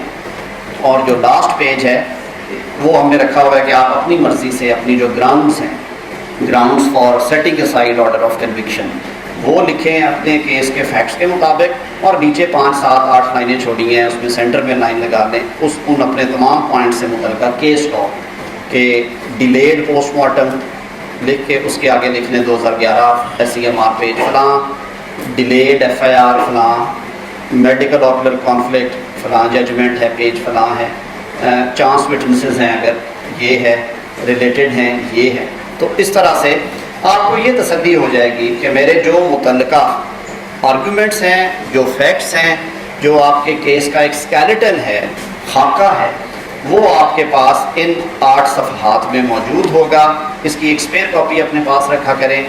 میں پھر آپ سے کہوں گا کہ اگر آپ فیکٹس پہ اچھی طرح تیار ہو کے جاتے ہیں، آپ کو اپریسیشن بھی ملتی ہے، آپ کو ریلیف بھی ملتا ہے. لیکن اگر آپ فیکٹس پہ تیار ہو کے نہیں جاتے تو پھر آپ نصیبوں والے ہیں کہ اگر لیگل پوائنٹ پہ ججز خود ہی آپ کے لیے کوئی آسانی پیدا کر کے ریلیف دے دیں. لیکن خوشی ہوتی ہے اس ریلیف کی جو آپ ان کے دانتوں میں سے ہم کہتے ہیں نکال کے لاتے ہیں، جو چھین کے ریلیف پیار سے، جو اپنے آرگومنٹس آپ ڈیولپ کر کے ایک دفعہ ججز سر ہٹاتے ہیں کہ یہ بات نہیں، پھر آپ اسے کہتے ہیں جی آپ ایف ایس ایل پازیٹیو ہے تو کون سی قیامت. ایف ایس ایل پازیٹیو اس لیے نہیں مانی جائے گی کہ اس کی ڈیٹ لائن ملاحظہ فرمائیے، فلاں روز ہوا، فلاں روز ایمٹیز ملی، 18 دن وہ لے کے بیٹھا رہا ہے، 6ٹھے روز اس نے مٹی کونا بوت بھیج دی، PW3 لے کے گیا، اس کو جرا ہوئی، اس نے کہا کہ مجھے صرف اس نے مٹی دی تھی. 16ویں روز ملزم گرفتار ہو گیا. پیج 97 پہ جائیں دیکھیں ملزم کی گرفتاری 4تھی لائن میں آئی ہو، کہتا ہے میں نے 26 کو کر لیا تھا. 28 تاریخ کو یہ خواب کارتوس بھیج رہے ہیں. اس سے زیادہ بددیانتی کیا ہو سکتی ہے اس کے پارٹ پہ. اور اس کے 6 روز کے بعد اس نے ریکوری شو کی ہے ریکارڈ میں، اور اس کو پھر 1 مہینے کے بعد بھیجا. تو my lord, these kinds of discrepancies totally negate the genuineness of the forensic science lab report, even if it is in positive. میں ریلائنس اس پہ کرتا ہوں 2005 SCMR 2007 SCMR پیج 525 پہ، پیج فلاں فلاں پہ آپ کے اس سے جان چکے. تو فیکٹس کے ساتھ جب آپ اپنا کیس شروع کرتے ہیں اس میں بے تحاشا آپ کو فوائد ہوتے ہیں اور گھبرائے بغیر چیز. جو فیکٹس کے حوالے سے بات کر رہے ہیں وہ تو ٹھیک ہے، لیکن اس کو پراپرلی لاء کے مطابق فورینسک رپورٹ کو ہم چیلنج کر سکتے ہیں. دیکھیے چیلنج تھرو کرنا اپیل سٹیج کے اوپر عموماً آپ کے دروازے بند ہو گئے ہوتے ہیں. ایک ٹرائل پہ آپ سارا کچھ کرتے ہیں، اپیل پہ ایک پروویژن ہے جو آپ کو ایڈیشنل ایویڈنس کے لیے دروازہ کھولتی ہے، وہ ہے 428 CRPC. ایپلیٹ کورٹ کی جو پاورز ہیں اس میں سے ایک پاور یہ ہے، ایک اختیار یہ ہے کہ 428 ضابطہ فوجداری کے تحت applet court in appropriate cases, but یہ بڑے ریئر کیسز میں ہوتا ہے. میری ہسٹری میں تو ایک کیس میں نے شکر اللہ کا کوئی سینکڑوں میں کیے ہوں گے مرڈر اپیلز، لیکن ایک کیس میں صرف ایڈیشنل ایویڈنس الاؤ ہوئی تھی. ایک گواہ تھا جو پلی آف ایلیبائی لی تھی ملزم نے، اس میں اس نے ایئرپورٹ کا ریکارڈ پیش کیا کہ میں نکلا چلا گیا، پھر میں یہاں پہ نہیں تھا، اور اس کا جو ڈپٹی ڈائریکٹر کنسرن تھا وہ پیش نہیں تھا ہوا. تو استغاثہ کو بعد میں پتہ چلا کہ یہ ڈاکومنٹس جینوئن نہیں ہیں، پولیس سے مل ملا کے انہوں نے کرا لی. تو پروسیکیوشن نے اس ڈپٹی ڈائریکٹر کو اور کنسرنڈ آفیسر کو سمن کروایا تھا. ہائی کورٹ میں بڑی پرانی بات ہے. وہ 428 کی اپلیکیشن الاؤ ہوئی، انہوں نے آ کے نگیٹ کیا کہ یہ ڈاکومنٹس ہمارے بنے ہوئے نہیں ہیں، یہ دستخط بھی میرے نہیں ہیں، یہ ڈاکومنٹ بھی میرا نہیں. پھر اس پہ جرا ہوئی، سارا کچھ ہوا. تو بڑا ریئر ہوتا ہے 428. عموماً ہمیں ریکارڈ کے اندر ہی رہنا پڑتا ہے. تینوں صورتیں ہیں. ہائی کورٹ خود ریکارڈ کر سکتی ہے، ہائی کورٹ اس کو سیشنز جج کے پاس بھیج سکتی ہے، ہائی کورٹ اس کو کسی بھی میجسٹریٹ کے حوالے کر سکتی ہے. فار ایگزامپل ایک بندے کی کوئی ایک ڈاکومنٹ ہے جس نے ایگزیبٹ کرایا یا کوئی شہادت دی ہوئی ہے، اس بندے کو دوبارہ طلب کرنا ہے کہ اس میں وہ بات اصل نکلی نہیں ہے، بلا لے. یا اگر کوئی ڈاکومنٹ یا ایسی چیز ہے تو اس علاقے کے کسی میجسٹریٹ کو ہائی کورٹ آتھورائز کر دے. اور اس کے لیے بھی انہوں نے 428 میں سارا میکنزم دیا ہوا ہے کہ وہ ایز این انکوائری ٹریٹ کیا جائے گا, خود کرے گی یا نیچے بھیجے گی یا کسی کو اپوائنٹ کرے گی. تو وہ ایک پروویژن ہے, لیکن بائی اینڈ لارج یہ ایکسرسائز بہت اسپیئرنگلی کی جاتی ہے, بہت, کیونکہ اس میں ایک ڈر ہوتا ہے نا کہ دونوں فریقین اپنے جو لکوناز ہیں چھوڑ گئے ہوئے وہ فل ان کرنے کی کوشش کریں گے, اور جو ایک سینٹٹی ہے اٹیچ ٹو جوڈیشل پروسیڈنگز, اور جو کانسیپٹ ہے کہ ایک دفعہ جو کیس بند ہو گیا وہ بند ہو گیا, بار بار آپ کو موقع نہیں ملے گا, یہ اس کی نگیشن ہے. یہ ایکسیپشن میں ہے نا کہ بڑے ایکسیپشنل کیسز ہوں تو آپ اس کو کر سکتے ہیں, ورنہ ایڈیشنل ایویڈنس کی نہ درخواست پروسیکیوشن کی منظور ہوتی دیکھی ہم نے کبھی نہ کبھی ڈیفینس کی دیکھی ہے.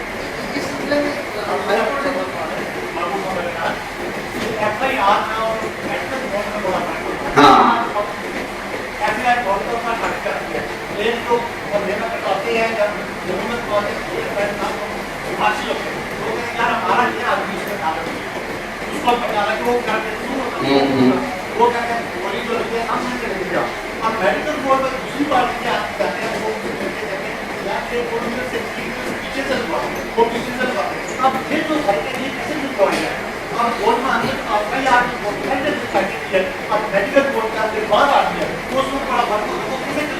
دیکھیں, اگر تو فوری طور پہ آپ کو پتہ چل گیا ہے کہ یہ مل ملا کے کی گئی ہے تو اس کے لیے ری ایگزامینیشن کی پروویژنز موجود ہیں ود ان ریزنیبل ٹائم. کئی کہتے ہیں 21 دن ہے, کئی فلاں ہیں, کئی فلاں ہیں, لیکن جو جہاں پہ تو ہڈی والا معاملہ انوالو ہو گیا, اگر تو اسکل کی مثال آپ نے دی کہ کھوپڑی کے پیچھے سے گولی لگی اور ماتھے میں سے نکل گئی, لیکن ڈاکٹر نے مل ملا کے اس کو ریورس کر دیا, تو یہ ری ایگزامینیشن تو سال بعد بھی ہو تو کھوپڑی انٹیکٹ ہوتی ہے بندے کی, اس کے مارجن سے پتہ چل جاتا ہے کہ انورٹڈ کس سائڈ پہ ہیں اور ای ورٹڈ کس سائڈ پہ ہیں, کہاں سے گولی لگی اور کہاں سے نکلی. جہاں تک تعلق ہے ایسی انجریز کا جو سپرفیشل ہوتی ہیں یا جو فلیش کی حد تک ہوتی ہیں, سب کٹونیس ٹیشوز جو شروع میں اوپر میں آتے ہیں ان کی حد تک ہوتی ہیں, وہ وقت کے ساتھ ساتھ مندمل ہو جاتی ہیں. And in case of burial وہ پیوٹریفیکشن جب شروع ہوتی ہے تو ڈی جنریشن باڈی کی ہوتی ہے, 10-15-20 دن کے بعد ان کا نکلنا محال ہوتا ہے. اس میں پھر آپ انکوائریز میں جاتے ہیں, ایس ایچ او کی انکویسٹ رپورٹ کو یوز کرتے ہیں, انجری اسٹیٹمنٹ کو یوز کرتے ہیں, اور پھر ہائپوتھیسس پہ جاتے ہیں اور کوئی نہ کوئی بات نکالتے ہیں. لیکن بیسٹ کورس یہی ہوتا ہے کہ فوری طور پہ ویجیلنٹ رہے. قانون اس شخص کے ساتھ ہے جو ہوشیار باش ہے, قانون اس شخص کے ساتھ نہیں جو سویا ہوا ہے اپنے لیگل رائٹس پہ. تو اس لیے یہ فوری طور پہ ہونا چاہیے. آپ کا سوال تھا 428. 428 کیوں ہے پیرامیٹرز 428 کو پڑھیں گے نا تو وہ تھوڑا سا ڈیٹیلڈ ہے, اس کو ہیں 8-10 لائنیں اس میں دی گئی, ڈیٹیلڈ بھی ہے, اور اس کو بڑی اسٹرکٹ لینگویج میں کاؤچ کیا گیا. کورٹ کو بڑے بے تحاشا اختیارات دیے گئے ہیں کہ وہ اپروپریٹ کیسز میں خود ڈیسائیڈ کرے گی اپیلیٹ کورٹ کہ اگر تو یہ to meet the ends of justice ہے اور یہ انیویٹیبل ہے پھر بلائے گی, ورنہ نہیں. جو بات میں نے کی تھی وہ اس لیے کہ جو جوڈیشل پروسیڈنگز ہیں نا ان کا جو تقدس ہے اور ان کی جو سینٹی ہے وہ فائنالٹی میں ہے. آپ اوپن اینڈز نہیں چھوڑتے قانون میں, کہ ورنہ تو دیکھیں نا کوئی لٹیگیشن ختم ہو ہی نہ. آپ ایک دفعہ کیس ٹرائل کرا کے سزا کرا کے آئے, آپ اوپر آ کے ایک درخواست دیں جی یہ ایڈیشنل ایویڈنس ہے, 15 دن بعد آ جائے سر ایک سیکنڈ ٹھہرنا بھی ہے جی, پھر ایک بندہ آ جائے گا جی سر یہ بھی دیکھ لیں, تو وہ پاگل ہو جائے گا, جج بھی, مدعی بھی, ملزم بھی. انہوں نے کہا جو ہو گیا اس کو کلوز کرو, کیونکہ میں ویسے بتاؤں میری جو اپنی انڈرسٹینڈنگ ہے, قانون میں سکم بھی ہیں, قانون میں غلطیاں بھی ہیں, ہم نے اس کے اندر رہ کے کام کرنا ہوتا ہے. اور یہ کہنا کہ قانونی غلطیوں کی وجہ سے گناہ گار سزا سے بچ گیا تو بڑا ظلم ہو گیا, یا بے گناہ کو سزا ملی وہ بھی اس سے بڑا ظلم ہے, بے تحاشا ظلم ہے. لیکن بطور مسلمان ہونے کے پھر جو چیز ہمیں تسلی دیتی ہے اور جو ہمیں روکتی ہے چیخ ہارٹ سے اور اس پہ رونے پیٹنے سے, وہ یہ ہے کہ اثر عدالت اوپر لگنی ہے نا جا کے. اس میں اگر کسی نے بے گناہ کو پھنسایا ہے تو اس کو بھی وہاں پہ آگ میں ڈالا جائے گا. اگر کوئی گناہ گار یہاں سے بچ گیا ہے میرے آپ کے توسط سے تو اس کو بھی آگ میں ڈالا جائے گا. تو جو میرے نبی صلی اللہ علیہ وسلم نے فرمایا کہ جج کو, قاضی کو احتیاط ہاتھ سے نہیں چھوڑنی چاہیے, ان کا اپنا فرمان ہے, اور وہ بہت تحمل کے ساتھ مقدمات سنا کرتے تھے. مسجد نبوی کی جو روایت تھی اور جو وکیل کا کانسیپٹ ہے وہ بھی یہی سے آیا. وہ صحابہ میں سے مقرر کر دیا کرتے تھے, جب بدو آتے تھے بالکل ہی جنہیں اپنی بات کرنی نہیں آتی تھی تو وہ اس خطے کے کسی سیانے آدمی کو کہتے تھے کہ تمہیں اس کے لہجے کی سمجھ ہے, اس کی مقامی, جیسے اب اگوان جو ہے ہمارے یہاں فار ایگزامپل حافظ آباد گجرانوالہ میں نیائی کہتے ہیں قسم دینے والے کو, جھنگ میں اڈوان کہتے ہیں، کسی جگہ پہ کچھ کہتے ہیں، تو وہ اس علاقے کے کسی معزز صحابی کو کہتے تھے کہ آپ پہلے اس سے یہ بات سنیں ساری اور پھر ہمیں سمجھائیں آ کے. تو وہ وکیل کا جو کانسیپٹ ہے کہ وکیل ایک مددگار کے طور پہ آتا ہے، ایک بندے جس کو اپنے حقوق کا یا اپنی بات بتانے کا علم اور سلیقہ نہیں ہے. وکیل وہ کام کرتا ہے اور وکیل اپنے آپ سے جھوٹ نہیں بولتا. یہ جو مسکنسیپشن ہے کہ جی لو آج ہم بھی صاحب اولاد ہو گئے، تو یہ بات بھی غلط ہے، اس لیے کہ ہم تو وہ کہتے ہیں جو ہمارا کلائنٹ ہمیں بولتا ہے. اور یہ بھی چھوٹے بھائی ہیں، آپ زندگی کا یہ اصول رکھیں کہ کبھی کلائنٹ سے خود یہ چیز ڈگ آؤٹ نہ کریں گے اچھا تمہارے یہاں سے کریں گے، صحیح سے دس نہ ہمارے یہاں سے کریں گے. یہ بات ہمارے پروفیشنل ایتھکس کے خلاف ہے. جب قانون میں لکھا ہوا ہے کہ جو ایویڈنس پڑھی نا ساروں نے قانون شہادت، اس کے شروع کے چیپٹرز میں کیا ہے؟ Privilege communication. Communication between a client and council is privileged. Privilege کے دو فوائد: کلائنٹ اگر جھوٹ بول رہا ہے کاؤنسل کے ساتھ تو اس کو سزا نہیں ملے گی، وکیل نے جو اس سے سنا اس کی انسٹرکشنز کے مطابق آ کے کورٹ میں کہے گا تو وکیل کو کوئی نہیں پکڑے گا. ایک آدمی آپ کو کہتا ہے کہ میرے سے یہ قتل ہو گیا ہے، تو آپ اس کے اس عمل کے ایک طرح سے امانت دار بن گئے نا کہ آپ کو پتہ ہے ابھی تک وہ قتل ٹریس نہیں ہوا. کل کو جب وہ قتل ٹریس ہو اور وہ کہے آ کے پولیس کو کہ میں نے طارق صاحب کو بتا دیا تھا، اگر آپ آرڈنری سٹیزن ہیں تو آپ ہاربرنگ میں اندر ہوں گے کہ آپ کو پتا تھا اس نے قتل کیا، 216 نام نے اطلاع دی ہے، اطلاع نہیں کی پبلک سرونٹ کو. لیکن کیونکہ پریویلیج کمیونیکیشن ہے، آپ کو وہ تحفظ دیا گیا تھا کہ لوگ آپ تک اپنی رسائی کر سکیں اور قانونی معاونت حاصل کر سکیں، آپ پہ کسی قسم کی کارروائی نہیں ہوتی اس وجہ سے. تو یہی چیزیں جو ہیں یہ پریویلیج کمیونیکیشن کی وجہ سے ہمیں خود بھی محتاط رہنا چاہیے کہ بہت زیادہ باریکیوں میں نہ جائیں. جو کلائنٹ آپ کو انسٹرکٹ کر رہا ہے، اور اپیل کا کام تو اور آسان ہے کیونکہ اس میں آپ کو جرا نہیں تیار کرنی ہوتی، آپ کو بنا بنایا مال ملتا ہے، اس میں سے آپ نے موتی چننے ہوتے ہیں اور پتھر نکالنے ہوتے ہیں. تو یہ ایکسرسائز زیادہ آرام کے ساتھ ہو جاتی ہے. تو اب یہ تو تھا فیکٹس والا چیپٹر. ان کا کویشچن ایکچولی فارغ کرتے ہوئے 428 کی rejection actually does it not also indicate کہ پھر آپ کے اپنے خیال میں آپ کا evidence is not good enough, as a last resort ہی کرنا چاہیے وہ آپ کو کیس کو پریزنٹ بہت لاسٹ ریزورٹ پہ، اور غیر ضروری درخواست جو ہے 428 کی کبھی اس کا فائدہ ہوتے نہیں دیکھا. اور اس کو کئی دفعہ واقعی انیویٹیبل ہوتا ہے اور کئی دفعہ کورٹس مان بھی جاتی ہیں، بہت ایکسیپشنل ہو، ورنہ اسے as a routine as a course نہ لیں. یہ ایکسیپشن ہے، انہوں نے صرف ایک جگہ پہ رکھ دیا. کئی چیزیں. جی بیٹا تھوڑی آواز سے. ایف ایس ایل کی رپورٹ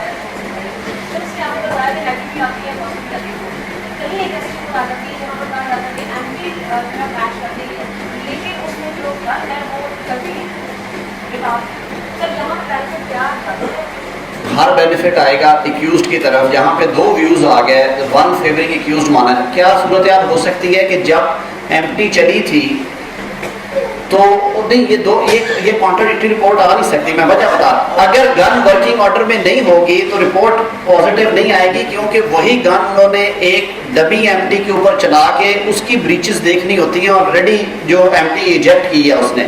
تو ایسی یہ صورت تو نہیں بن سکتی کبھی بھی، کیونکہ جو گن ورکنگ آرڈر میں نہیں نا وہ میچ نہیں کرے گی کبھی بھی ایم ٹی کی. ہاں ہاں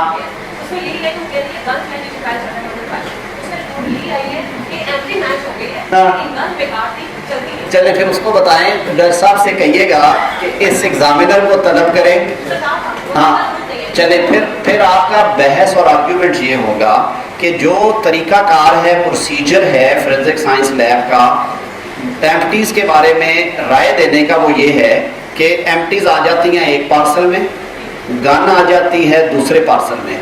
فورینزک سائنس لیب کا جو ایکسپرٹ ہے وہ اس گن میں اسی کیلیبر کی، اسی میک کی یا اس سے ملتے جلتے میک کی گولی ڈالتا ہے. اس کو وہ ان کے ریت کے ڈبے ہوتے ہیں جن میں سٹف کی ہوئی ہوتی ہے ریت، اس میں بیرل رکھ کے اس کو چلاتے ہیں اور وہ خود 2 یا 3 ایمٹیز تیار کرتے ہیں.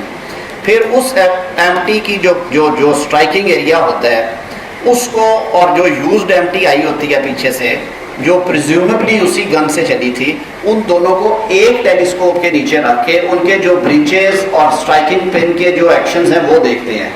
اگر ہاتھ کی لکیروں کی طرح قدرت کا نظام ہے، بندے نے بنائی ہوئی چیز ہے، لیکن ہر جو گن ہے 99% یہی ہے، پسٹل ہے، اس کی سٹرائکنگ پن کا جو سٹائل ہے لگنے کا وہ فرق ہوتا ہے. تو وہ ٹیلیسکوپ بتا دیتی ہے کہ یہ سملر ہے یا ڈس سملر ہے. تو یہ ممکن ہی نہیں ہے کہ جو گن فنکشنل آرڈر میں نہیں ہے, جو چل نہیں سکتی, اس کی کیونکہ ٹیسٹ ایمٹی نہیں نا تیار ہوگی.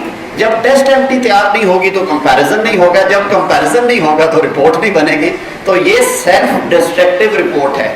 یہ وہ رپورٹ ہے جو گرم اور ٹھنڈے کو ایک وقت میں اندر باہر کر رہی ہے, اور یہ نہیں چلے گی رپورٹ آگے, because this is technically it's false report, technically false report ہے. اچھا جی, اب ہم آ جاتے ہیں جی تھوڑا سا جو میں فیکٹ سے نکل کے, اب جناب ہم ایک دو چیزیں میں آپ کے لیے سوچ کے آیا تھا. ہاں, اب اپیل آ گئی جی. اب اپیل آپ نے تیار کر لی. اب آپ کو پتہ چلا کہ آپ کا جو مرڈر ریفرنس آیا ہوا ہے اس میں ایک ملزم کو تو آپ ریپرزینٹ کر رہے ہیں, ڈیتھ سینٹینس والے کو. اس کا جو حقیقی بھائی یا کو ایکیوزڈ ہے وہ بیل پہ تھا اور وہ فیصلہ سنتے سال بھاگ گیا تھا. تو اب کیا ہوگا؟ دو صورتیں آپ کے سامنے آئیں گی کہ دو ملزم ہیں, ایک کے آپ وکیل بھی نہیں ہیں, ایک کے آپ وکیل ہیں, ایک جیل میں بیچارہ گل سڑ رہا ہے, دوسرا مل نہیں رہا, چلا گیا. تو اس میں کیا ہوگا؟ اس میں کیونکہ 374 CRPC یہ لازم قرار دیتا ہے کہ سزائے موت کے کیسز جو ہیں وہ کنفرمیشن کے لیے آئیں گے, اور جب تک دو ججز کم از کم ہائی کورٹ کے وہ سزا کی توثیق نہیں کریں گے تب تک وہ کیس ایگزیکیوشن میں نہیں جائے گا. تو ہمارے پاس بڑی ساری پریسیڈنٹس ہیں جن میں کورٹس نے ان دی ایبسنس آف ڈیتھ کانوکٹ جو ایک غائب ہے اس کا کیس ڈیسائیڈ کر دیا, بیکاز مرڈر ریفرنس کی ایکسرسائز جو ہے وہ under the mandate of law ہے 374 میں. اور وہ کہتے ہیں کہ اس صورت میں کورٹ کے پاس یہ اختیار ہے کہ یا تو 512 کی کارروائی کر کے اس کا کیس الگ کر دے کہ اس کو سن کے ڈیسائیڈ کریں گے, یا 374 کی حد تک اس مرڈر ریفرنس کو آنسر کر دے نیگیٹو یا پازیٹیو میں. تو اس میں ججمنٹس ہیں, اگر آپ کبھی نظر ڈالنا چاہیں. پہلی ججمنٹ تھی 1969 PLD 1969 سپریم کورٹ, پیج 89 ہے. پھر ایک لاہور کی اچھی ججمنٹ ہے PLD 1985 لاہور, پیج 33. اور پھر 2011 سپریم کورٹ منتھلی ریویو 323 میں بھی یہ پروپوزیشن ڈیل کی گئی. تو یہ ہو جاتا ہوتا ہے کہ ایبسنس آف ایکیوز میں کورٹ پہ یہ دفعہ پوچھ لیتی ہے, اچھا جی پیرنٹ کاؤنسل یہ بتائیں کہ جو PO ہے اس کا کیا کریں. آپ کہیں, اگر آپ سنوانا چاہتے ہیں کہیں کہ جی بسم اللہ کرتے ہیں سر, اس کا اس میں کیس لا ہے, میں لے کے آیا ہوں, آپ کو اسسٹ کروں گا اس میں. اگر وہ اسے الگ کرنا چاہیں تو وہ کورٹ کی چوائس ہے. اسی طرح کمپرومائز بھی PO کا جو ہے وہ ہو جاتا ہے کہ 4-5 لوگوں کے خلاف مقدمہ ہوا, 4 کو سزا ہو گئی, 5واں بھاگ گیا, وہ پروکلیمڈ افینڈر ہے. اپیل میں آ کے تو 4 سزا یافتہ جو ہیں وہ مدعیوں کو راضی کر لیتے ہیں, اور مدعی اپنے بیان میں کہہ دیتے ہیں کہ ہمیں تمام ملزمان کو ہم نے معاف کیا, اور اس کا نام لکھا دیتے ہیں PO کا بھی, اور ہمیں ان کے بری ہونے میں, چھوڑ دینے میں, ضمانت پر رہا ہونے میں کوئی اعتراض نہیں. کورٹ یہ کہتی ہے کہ نہیں وہ تو ہے ہی نہیں میرے سامنے, میں نہیں چھوڑوں گا. ایک صورت ہے کہ اس کا بھی 512 میں کیس الگ کر دیں اور جو 4 سامنے ان کو چھوڑ دیں. لیکن اس میں بھی ججمنٹس ہیں. ایک ہماری DB ججمنٹ ہے جو ہے PLJ 1997 کرمنل کیسز 1119. انہوں نے PO کو بھی کہا کہ غیر ضروری ہے, کیونکہ جب پروسیکیوشن پرسو نہیں کرنا چاہتی کیس, گواہان نہیں کل کو آئیں گے, مدعی فون معاف کر رہی ہے, کل وہ پکڑا بھی گیا یہ پھر آ کے بیان دے دیں گے, تو یہ ایک کیس اٹکا رہے گا, اور یہ ایکسرسائز فیوٹائل ہوگی کہ اس کو پہلے ڈھونڈو, پکڑو, لاؤ, پھر اس سے ایک بیان ہو. تو اگر وہ کہہ رہے ہیں تو اس کی بات مان لیں. تو یہ سچویشن آ جاتی ہے. اچھا, اپیل ابیٹمنٹ آپ نے سنا ہوگا کہ اپیل کو بیرٹ کے علاوہ کب ختم ہوتی ہے؟ On the death of convict appeal against conviction abate ہو جاتی ہے, اور appeal against acquittal on the death of appellant abate نہیں پوری ہوتی. اگر وہ ایڈمٹ ہو گئی ہوئی ہے, ملزمان کو نوٹسز آ گئے ہوئے ہیں, تو پھر کوئی بھی اس کا رشتہ دار can always enter into shoes of that appellant. یہ کتنا انجسٹ ہو اگر آپ یہ اجازت دے دیں کہ اگر کسی سنگین جرم نے کسی بندے نے نیچے سے ایکویٹل مینیج کر لی ہے, اور اس کا مدعی اپیل اگینسٹ ایکویٹل میں آ جاتا ہے, اور وہ کسی حادثے میں مارا جاتا ہے یا مروا دیا جاتا ہے, تو اس کی تو اپیل ہی ختم ہوگی نہیں. یہ نہیں, جو چیز کامن سینس کو ٹھیک نہیں لگتی وہ کبھی قانون میں ٹھیک نہیں ہوتی. ہمیشہ لا آلویز اس کو ہمیشہ کامن سینس کے ساتھ ہوگا. کوئی ایسی بات قانون میں آپ کو نہیں ملے گی جو آپ کو ویسے عام فہم میں غلط لگے. اچھا جی, یہ وہ سچویشن چھوٹی چھوٹی جو شروع میں کیسے آگے کریں؟ ایبسکانڈر کی اپیل آپ فائل نہیں کریں گے, کیونکہ ابسکانڈر جب تک سرنڈر نہیں کرے گا اس کی اپیل پریزنٹ نہیں ہوگی. اگر وہ نصیبوں والا ہے, اس کا مرڈر ریفرنس آیا ہے, ڈیتھ کانوکٹ ساتھ ہے اس کے, تو مرڈر ریفرنس اگر کورٹ ڈیسائیڈ کر رہی ہے اور مرڈر ریفرنس ہوتے ہوئے کورٹ کہے کہ it is a case of no evidence because these eyewitnesses were not present at the place of occurrence, they did not see the occurrence, they were imported witnesses, اور وہ جب چھوڑے گی case تو ابسکانڈر کی بھی موت ہو جائے گی. کئی دفعہ کورٹ شرارت کرتی ہے, نہیں چھوڑتی, اس کی حد تک کیس الگ کر دیتی ہے. اور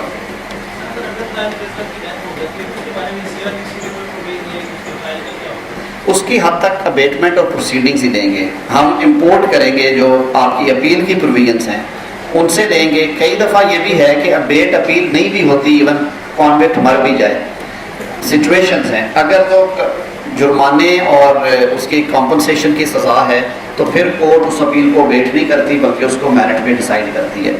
کئی دفعہ سٹگما جو ہے وہ ریموو کرانے کے لیے, کیونکہ باقی ملزمان ابھی موجود ہوتے ہیں فیلڈ میں, تو ان کی حد تک ڈیسیژن آن میرٹ ہونا ہوتا ہے. تو کورٹ اگر کہے کہ یہ کلین ایکویٹل ہو رہی ہے تو مرنے والے کا سٹگما وائپ آف ہو جائے. یہ بھی سچویشن ہوتی ہے. Appropriate order may be solicited from the court, situation to situation. تو مرے ہوئے ملزم کا تو پروسیڈنگز ابیٹ ہو جاتی ہیں اسی لمحے, اسی اسٹرینتھ کے اوپر کہ نو بڈی. آپ دیکھیں نا, you have to prosecute a living creature, a human being, you can't prosecute a dead man. اس حوالے سے سمبولیکلی تو ہیں, جیسے انہوں نے ہسٹری میں ڈکٹیٹرز کو انہوں نے کیا بعد میں پروسیکیوٹ, لیکن جو ہمارے پروسیجرل لاز ہیں, لیونگ لاز ہیں, ان میں یہ پروویژنس نہیں ہے. اسی میں قانون جہاں پہ تھوڑا سا بھی روم دیتا اور پھر اس کی بینیفیشل انٹرپریٹیشن کر کے آپ اس کو وہاں سے لے جاتے ہیں. اچھا جی, اب ایک بات کو کلیئر کر سکتے ہیں. جی ٹرائل کے at the time of pronouncement of judgment جج تیار بیٹھا ہے, اس نے جج بھی اناؤنس کر دی ڈیتھ کنوکشن دے دی, ملزم کسی طرح مینیج ہو گیا, اسکپ ہو گیا, چلا گیا, وہ سر رسپونڈ کر گیا, تو اناؤنس ہو گیا, ڈیتھ کنوکٹ ہو گیا, ریفرنس آ گیا سر, جی ہاں, اس نے 2 سال اپیل ہی نہیں فائل نہیں کی. اس میں reference itself can court can اس کو انل کر سکتی ہے. یہی میں کہہ کے گیا ہوں نا کہ کورٹ اس ریفرنس کو بھی کر سکتی ہے آنسر نیگیٹو اور پازیٹیو میں, اس کو پینڈنگ بھی رکھ سکتی ہے, سائنڈ ایڈجن کر دے کہ اس کی گرفتاری پہ لے کے آنا. اور اس میں ایک سچویشن یہ ہوتی ہے کہ ملزم قریب آ کے پکڑا جاتا ہے, تو اب اس کی اپیل تو 7 دن میں ہونی تھی, 2 2.5 سال 3 سال 3.5 سال کا ڈیلے ہے. تو بطور وکیل اپیل اگینسٹ کنوکشن میں ڈیلے کبھی فیٹل نہیں ہوگا. آپ کو اس میں لمیٹیشن کی اپلیکیشن سیکشن 5 کی ڈال کے اپیل فائل کرنی ہے, اور 100% کیسز میں وہ جو ڈیلے ہے وہ کنڈون ہوتا ہے. کوئی کچی پکی ریزنس تو دینی ہوتی ہیں, لیکن اپیل اگینسٹ کنوکشن میں ہم نے ہسٹوریکلی کبھی جو کنڈونیشن آف ڈیلے کی اپلیکیشن ہے وہ ریجیکٹ ہوتے ہوئے نہیں دیکھی. ہاں, اپیل اگینسٹ ایکویٹل میں لازماً ریجیکٹ ہوتی ہے, ایک دن کا ڈیلے, کیونکہ اس میں لا ویسے ہی بڑا سخت ہے.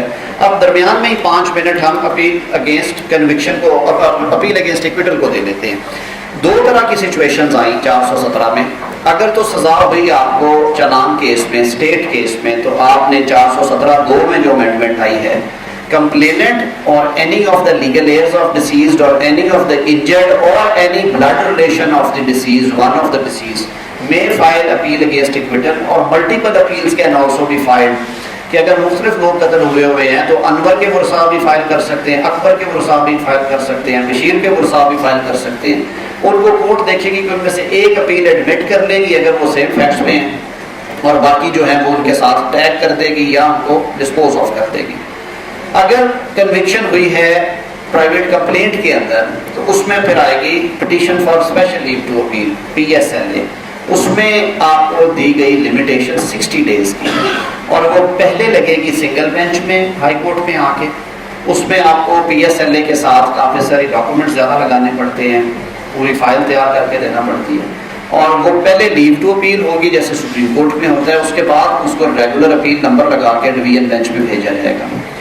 تو لمیٹیشن کے حوالے سے بطور وکیل آپ کو ایک بات پتہ ہے کہ اپیل اگینسٹ ایکویٹل میں 1 دن اوپر لینا بڑا مشکل ہو جاتا ہے, کیونکہ جو پرزمپشن ہے ڈبل پرزمپشن آف انوسنس وہ اس کے حق میں آ جاتی ہے. کہ ایک تو لا کا پرنسپل ہے کہ accused is presumed to be innocent unless found guilty, and moreover he has been found guilty by a court of competent jurisdiction. تو اس میں ڈبل پرزمپشن آف انوسنس کو مس پلیس کرنے کے لیے, ڈسپلیس کرنے کے لیے کورٹ کو بڑی اسٹرانگ ریزنس چاہیے. اور اپیل اگینسٹ ایکویٹل کا ایک ہی مسلمہ اصول ہے کہ اگر اسی ایویڈنس کے اوپر if two views are possible, yes he is guilty and maybe he is not guilty, no interference would be called for in appeal against acquittal. appeal against acquittal صرف اس صورت میں سرے چڑھے گی اگر court after going through the evidence reaches one conclusion that yes there was no room for acquittal and this acquittal has been recorded on flimsy grounds, it is against the settled principles of law and it's a case of misreading or non-reading of evidence. اگر دو views آ گئے تو appeal against acquittal میں بچت ہو گئی. اور appeal against acquittal میں بھی جو پرنسپلز ہیں وہ بڑے اس کو کہتے ہیں کہ جی کورٹ ہمیشہ کوشش کرتی ہے کہ ایکویٹل آرڈر مینٹین ہو. آپ کو وہ بھی وہ جبڑوں میں سے کھینچ کے لانا پڑتا ہے. اس میں ایک 1994 ایس سی ایم آر 1928 ہے جو بیسک پرنسپلز لیٹ ڈاؤن کرتی ہیں. اور اگر آپ نے پروسیکیوشن کی طرف سے جانا ہے تو ایک ہماری ڈی بی ججمنٹ ہے لاہور سے 1996 پاکستان کرمنل لا جرنل 586, اس کو ضرور نظر ڈالیے گا. اچھا جی, اب کنوکشن کی اپیل کے جلدی پرنسپلز, پھر آپ کو ڈیلے بہت ہو گیا ہے, اس کو سمیٹنے کی طرف آتے ہیں.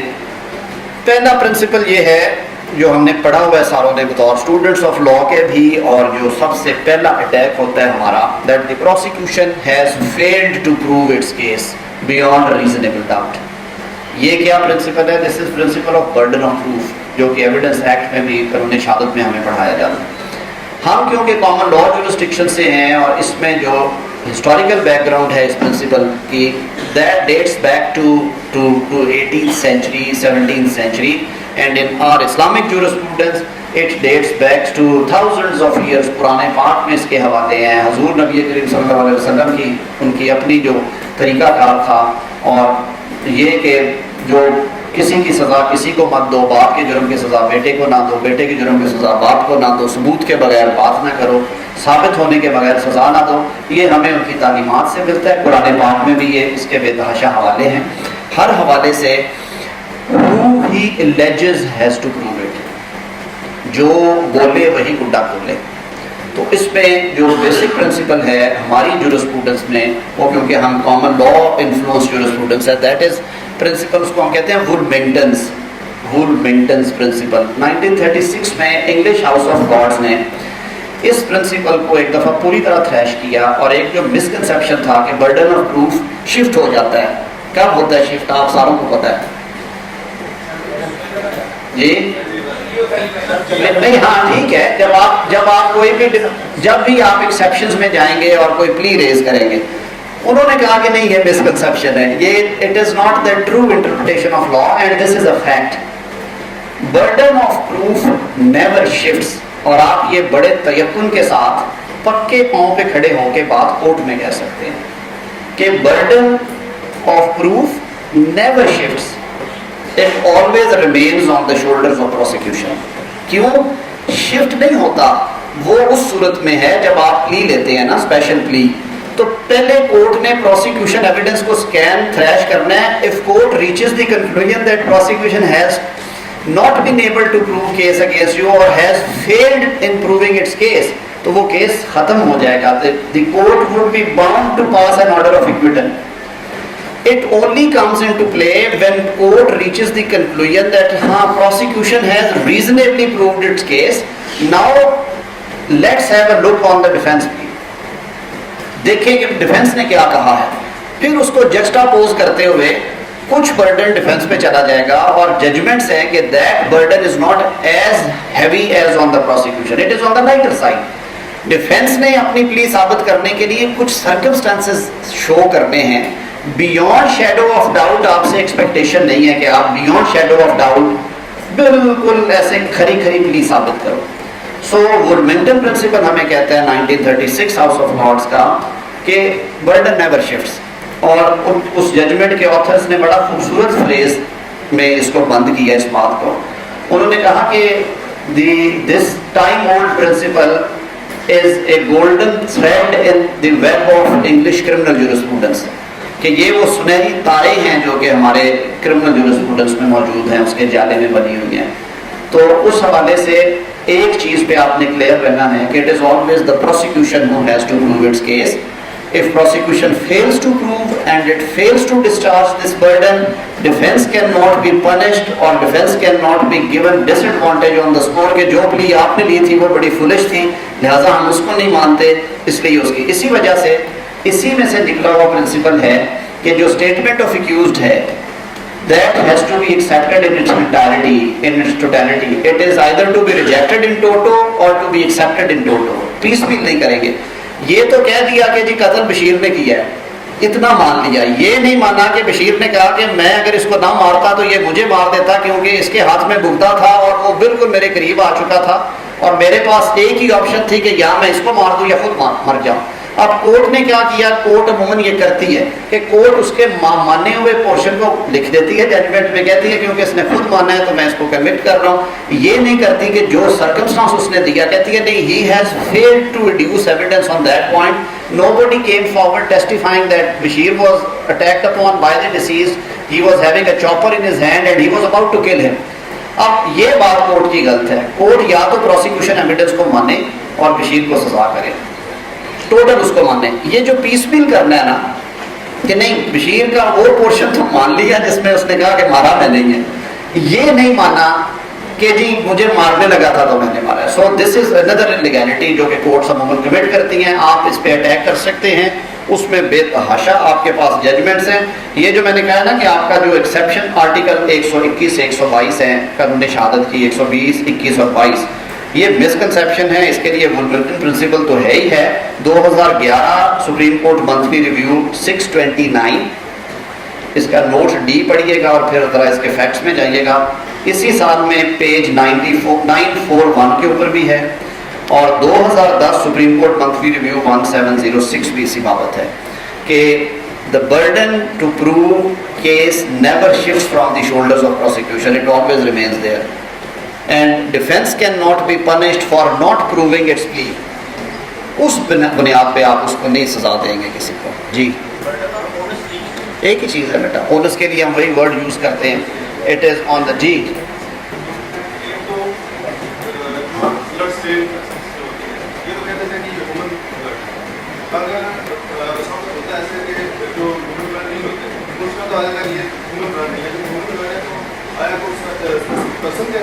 یہ بات دیکھیے. اب ڈی این اے نے یہ معاملے آسان کیے. سنیں کہ آپ کوئی, ہم تو ڈیفینس لائر ہیں, ہم تو چپ ہیں اس بات پہ, ہم اپنی روزی میں ٹانگ نہیں مروانا چاہتے. اب سنیں کہ کوئی موو ہے کہ جو ڈی این اے ہے وہ ساری جو بلڈ لیتے ہیں, بلڈ اسٹیٹ ارتھ ہے یا جو کاٹن سے لیتے ہیں, ان کے سیمپلز لیے ہی اس نیت سے جائیں اور ان کو پریزرو اس طرح سے کیا جائے. وہ جو ان کے پتہ نا کہ جو ڈی این اے کے لیے سیمپلنگ ہوتی ہے نا بلڈ کی, اس کے کنٹینرز ورک ہوتے ہیں اور ان کو پریزرو کرنا ہوتا ہے ان اسپیسیفیکیشنز کے مطابق. تو وہ ابھی تک تو ہمارا رواجن یہی ہوتا ہے. وہ اصل میں دیا جاتا ہے پلیس آف اکرنس کو اسٹیبلش کرنے کے لیے. بلڈ اسٹیٹ ارتھ کی پازیٹیو رپورٹ کبھی بھی اس قتل کو ثابت نہیں کرتی. ثابت اتنا کرتی ہے کہ یہ وقوع اس جگہ پہ ہوا ہے, ممکن ہے کیونکہ انسانی خون یہاں سے ملا ہے. تو جائے وقوع کے آپ ڈٹرمینیشن کے لیے آپ بھی بلڈ اسٹیٹ ارتھ کا جو سیمپل ہے وہ بھیجتے ہیں اور اس کو کرتے ہیں. آپ کی بات درست ہے کہ اس میں اس بندے کا بلڈ گروپ ہونا چاہیے اور اس کا ڈی این اے آنا چاہیے کہ یہ وہ بوٹے کا بلڈ ہی ہے, یہ کسی الف بے جین کا بلڈ ہے. جی بیٹا. جی ہاں, اس میں سپلیمنٹری اسٹیٹمنٹ اور وہ سارا ہے, وہ بڑی مزے کی ججمنٹ ہے, ہم اس پہ آئیں گے. جی میں آ رہا ہوں آپ کی طرف.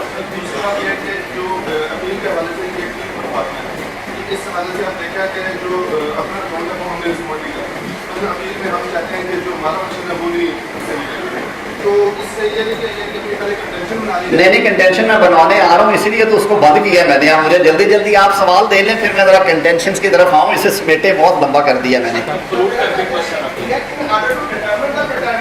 ہاں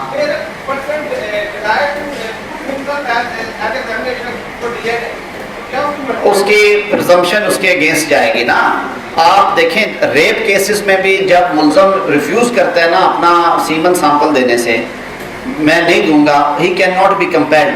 لیکن قانون میں لکھا ہوا ہے کہ that eventuality presumption would be against him. یہ وہی بات ہے جیسے 129 جی قانون شہادت میں لکھا گیا کہ اگر آپ کی ایف آئی آر کسی بازار کا وقوع بتاتی ہے اور وقوع کہتی ہے کہ یہ انور کی دکان کے اندر ہوا ہے, تو انور کو وہ گواہ سائٹ نہیں کرتے اور اس کو ڈاک میں نہیں لے کے آتے، تو 129G قانونی شہادت کہتا ہے کہ یہ پریزمپشن جائے گی پروسیکیوشن کے خلاف، ڈیفینس پہ نہیں آپ ڈالیں گے کہ وہ انور کو لے آتے اور وہ کہتا ہے کہ جی یہ نہیں تھا موقع پہ، یہ پروسیکیوشن کے خلاف پریزمپشن جائے گی کہ اگر انور آتا تو وہ ان کے خلاف بیان دیتا، کیونکہ یہ سوٹ نہیں تھا انہیں کر رہا، اس لیے انہوں نے انور کو نہ گواہ سائٹ کیا، نہ اس کو لے کے آئے، نہ اس کو بھگتایا، تو یہ پریزمپشن اس صورت میں آپ کے اگینسٹ جائیں گی۔ اچھا جی آپ آ جاتے ہیں، اب آپ نے پیپر بک تیار کر لی، سارا کیس پڑھ لیا، اب ہم وسوسوں میں آ جاتے ہیں، پریشانی میں، شروع کتوں کریے ختم کتنے کریے، یہی بات ہے نا۔ تو اس کے لیے ایک ہر کیس کے اپنے فیکٹس ہوتے ہیں، سو ایک یونیورسل سبق نہیں سیکھا جا سکتا اس میں کہ بس یہی طریقہ ہے جو سب سے اچھا ہے، لیکن میں یوں کہوں گا کہ اگر سرکمسٹینشل ایویڈنس کا کیس ہے تو اس کو آپ نے پہلے دیکھنا ہے کہ کس طرح کی ایویڈنس اس کیس میں آپ کے خلاف دی گئی ہے۔ تو آپ پہلی لائن شروع کرتے ہیں کہ my lord this case hinges upon circumstantial evidence because there is no direct evidence available in this case. Prosecution in order to make out a case against accused relied upon these pieces of evidence.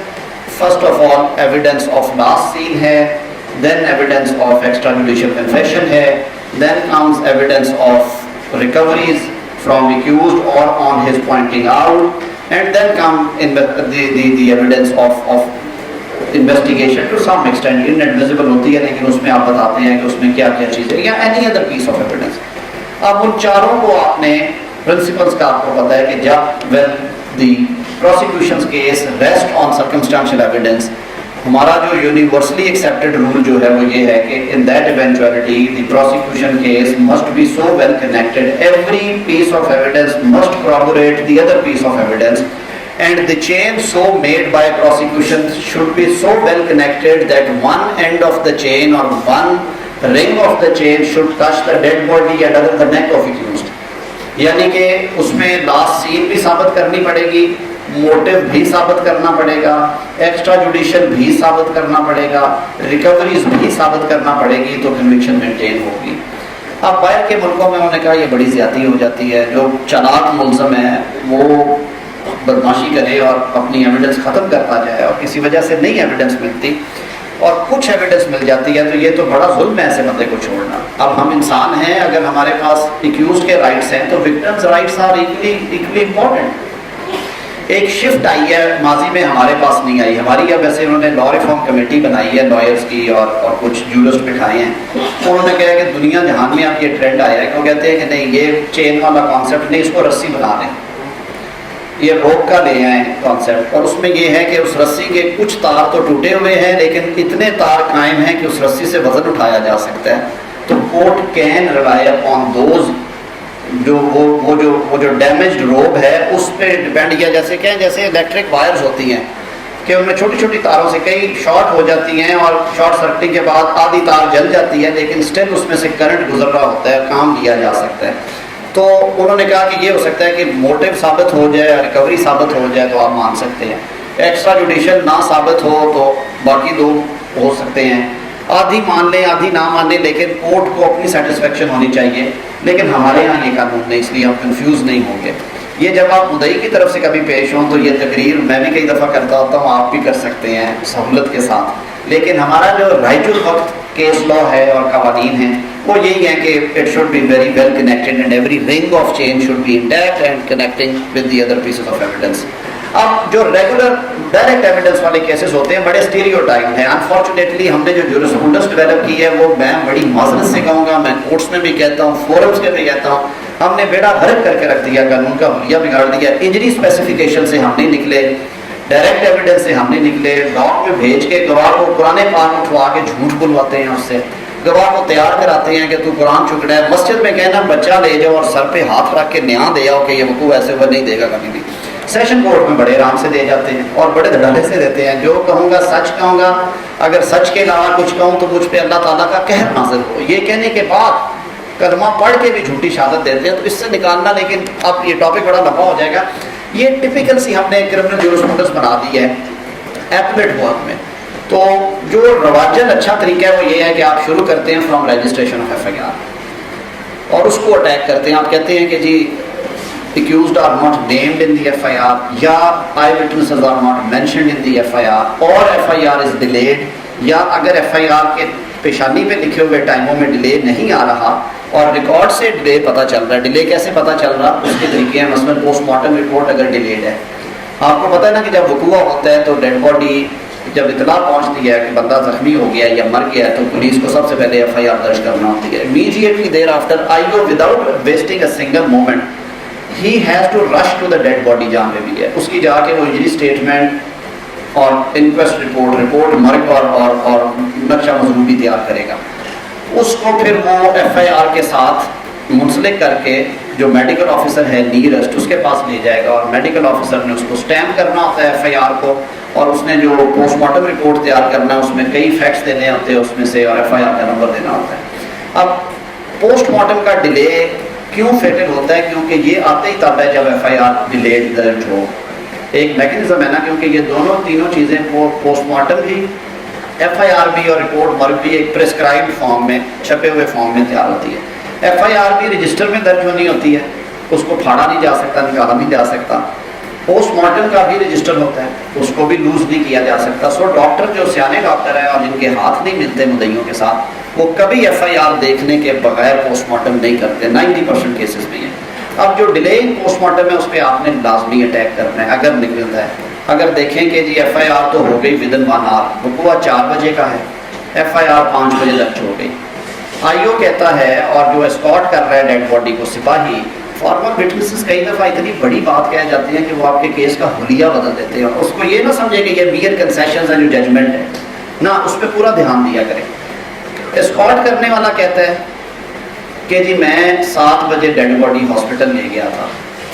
7 بجے ہی وہی medical officer ایک زخمی گواہ کا M L C بھی کاٹ رہا ہے اور اس پہ ٹائم لکھ رہا ہے 6:50 PM. ڈیڈ باڈی ہاسپٹل پہنچ چکی ہے. آئی او کہتا ہے کہ میں نے شام 7 بجے ڈیڈ باڈی پہنچا دی تھی تھانے. اب پوسٹ مارٹم ہوتا ہے رات 2 بجے جا کے. بھائی وہ ڈاکٹر پاگل ہے کہ جو 6:45 بجے تو ایم ایل سی کاٹ لیتا ہے, ڈیڈ باڈی پڑی ہے. اگر کاغذات مکمل ہیں تو کیا عمل مانے تھا اس نے پوسٹ مارٹم نہیں کیا؟ سیدھا سا جواب ہے کہ اس وقت تک ایف آئی آر نہیں تھی کاٹی گئی اور صلاح مشورے جاری تھے. یہ اتنا ویلڈ آرگومنٹ ہوگا آپ کا کہ اس سنگل آرگومنٹ کے اوپر آپ جو delay in F I R ہے وہ پروسیکیوشن کو امپیوٹ کریں گے اور ایف آئی آر کی جو سینٹٹی ہے that would fall on the ground وہ ہو جائے گی.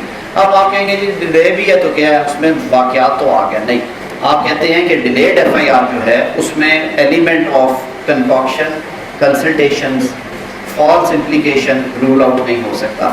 اگر یہ سچا واقعہ ہوتا, ان کے کہنے کے مطابق اگر یہ واقعہ الف بے جیم نے کیا تھا اور 2 بندوں نے فائر کیا, ایک نے نہیں کیا, تو کیا امر مانے تھا کہ پوسٹ مارٹم بھی 2 گھنٹے میں ہو گیا ہوتا, جبکہ ڈیڈ باڈی کئی دفعہ باقی نہیں ہوتا, ڈاکٹر اویلیبل نہیں ہوتا. اس لیے جرا پڑنے کے بعد یہ آرگومنٹ ڈیولپ کریں. لیکن شروع کا آپ کا جو کیس اوپن کرنے کا طریقہ ہے رواجن اسے ایف آئی آر سے اوپن کریں, اس میں ڈیلے کو ہائی لائٹ کریں, اس میں ملزمان کے رول کو ہائی لائٹ کریں, اس میں پوسٹ مارٹم کے ڈیلے کو ہائی لائٹ کریں, کوئی اور ایسی چیز نظر آتی ہے وہ ہائی لائٹ کریں. اس کے بعد نیکسٹ سیگمنٹ آپ کا ہوگا میڈیکل ایویڈنس کا.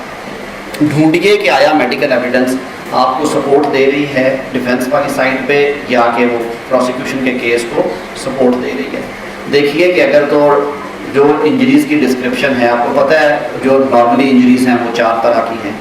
اس میں فائر آرم وونڈز ہیں, اس میں شارپ انسائز وونڈز ہیں, اس میں کنٹیوژنس ہیں جو ڈنڈوں سے آتے ہیں, نیلمو نشان جو ہوتے ہیں, اور اس میں لیسیریٹڈ وونڈز ہیں جو کٹے پھٹے ہوتے ہیں زخم. اور آپ کو یہ بھی پتہ ہے کہ جو فائر آرم وونڈ ہے وہ عموماً بائی اینڈ لارج لیسیریٹڈ وونڈ ہی ہوتا ہے. کئی ڈاکٹرز فائر آرم لیسیریٹڈ پورا نہیں لکھتے, لیکن وہ لکھ دیتے ہیں lacerated wound margin 0.75 × 0.75 cm, margins inverted. وہ بڑی کلیئر انڈیکیشن ہوتی ہے کہ یہ فائر آرم وونڈز ہیں. آپ نے کہا کہ جی مدعی کہتا ہے کہ جی مجھے میری نظروں کے سامنے اس نے پسٹل کا فائر کیا جو کہ 2 فائر اس کو سامنے سینے پہ لگے مقتول کو. ڈاکٹر کہتا ہے کہ میں نے تو اندر سے پیرٹس نکالے ہیں اور ویڈ بھی نکلا ہے جو کارٹریج میں سے پلاسٹک ویڈ نکلتا ہے اندر جاتا ہے. اٹ مینس کہ یہ کلوز رینج بھی تھا اور 12 بور سے تھا. مدعی نے کہا کہ پسٹل کے وونڈز ہیں اور یہ لگے بھی 15-20 فٹ کے فاصلے سے ہیں. بڑا ویلڈ پوائنٹ ہے. آپ سمیش کر دیں گے اپنے اکاؤنٹ کو, آپ کہیں گے کہ یہ ہوتا تو یہ جھوٹ نہ بولتا, اگر اس نے وہ دیکھا ہوتا تو یہ 12 بور ہی لکھواتا نا جس کا فائر لگا ہوگا. A man can tell a lie but the circumstances and documents don't. Scientific چیزیں جھوٹ نہیں بولتی کیونکہ ایک فارمولا کے تحت ہوتی ہیں. وہ انسان اپنی امیجنیشن سے اپنے فائدے کے لیے, اپنی کنوینئنس کے لیے جھوٹ بول سکتا ہے. मेडिकल एविडेंस को डिस्टेंस के हवाले से, नेचर ऑफ वेपन के हवाले से, डायमेंशन ऑफ इंजरीज के हवाले से और टाइम ऑफ अकरेंस के हवाले से ज़रूर देखा करें। पोस्टमार्टम की रिपोर्ट को डॉक्टर ने जो लिखवाया होता है उसको भी और असल पोस्टमार्टम को देख के उसमें एक एक चीज़ पे देखे। दफ़ा जिना में आया होता है कि हमने रोटी खाई, रोटी खाने के बाद हम निकल पड़े सैर के लिए और अभी 10 मिनट ही हुए थे कि ये सामने से आ गए और उन्होंने ललकारा मारा और फलां को फायर फलां जगह पे लगा। मरने वाले का पोस्टमार्टम होता है, डॉक्टर कहते हैं कि स्टमक वाज एम्प्टी, रोटी तो खाई नहीं। रोटी की कहानी इसलिए बनाई कि गवाह पैदा किए जा सके, कि कोई बहाना तो बनाना था कि गवाह साथ हैं। बड़ा वैलिड पॉइंट है, इस पे आप इस सिंगल पॉइंट पे आप केस विन कर सकते हैं। लिहाजा medical evidence is of greatest importance. वो है सपोर्टिव इन नेचर, लेकिन जब वो सपोर्ट नहीं करती वो प्रोसिक्यूशन को ले दे जाती है, पूरा नीचे ले आती है।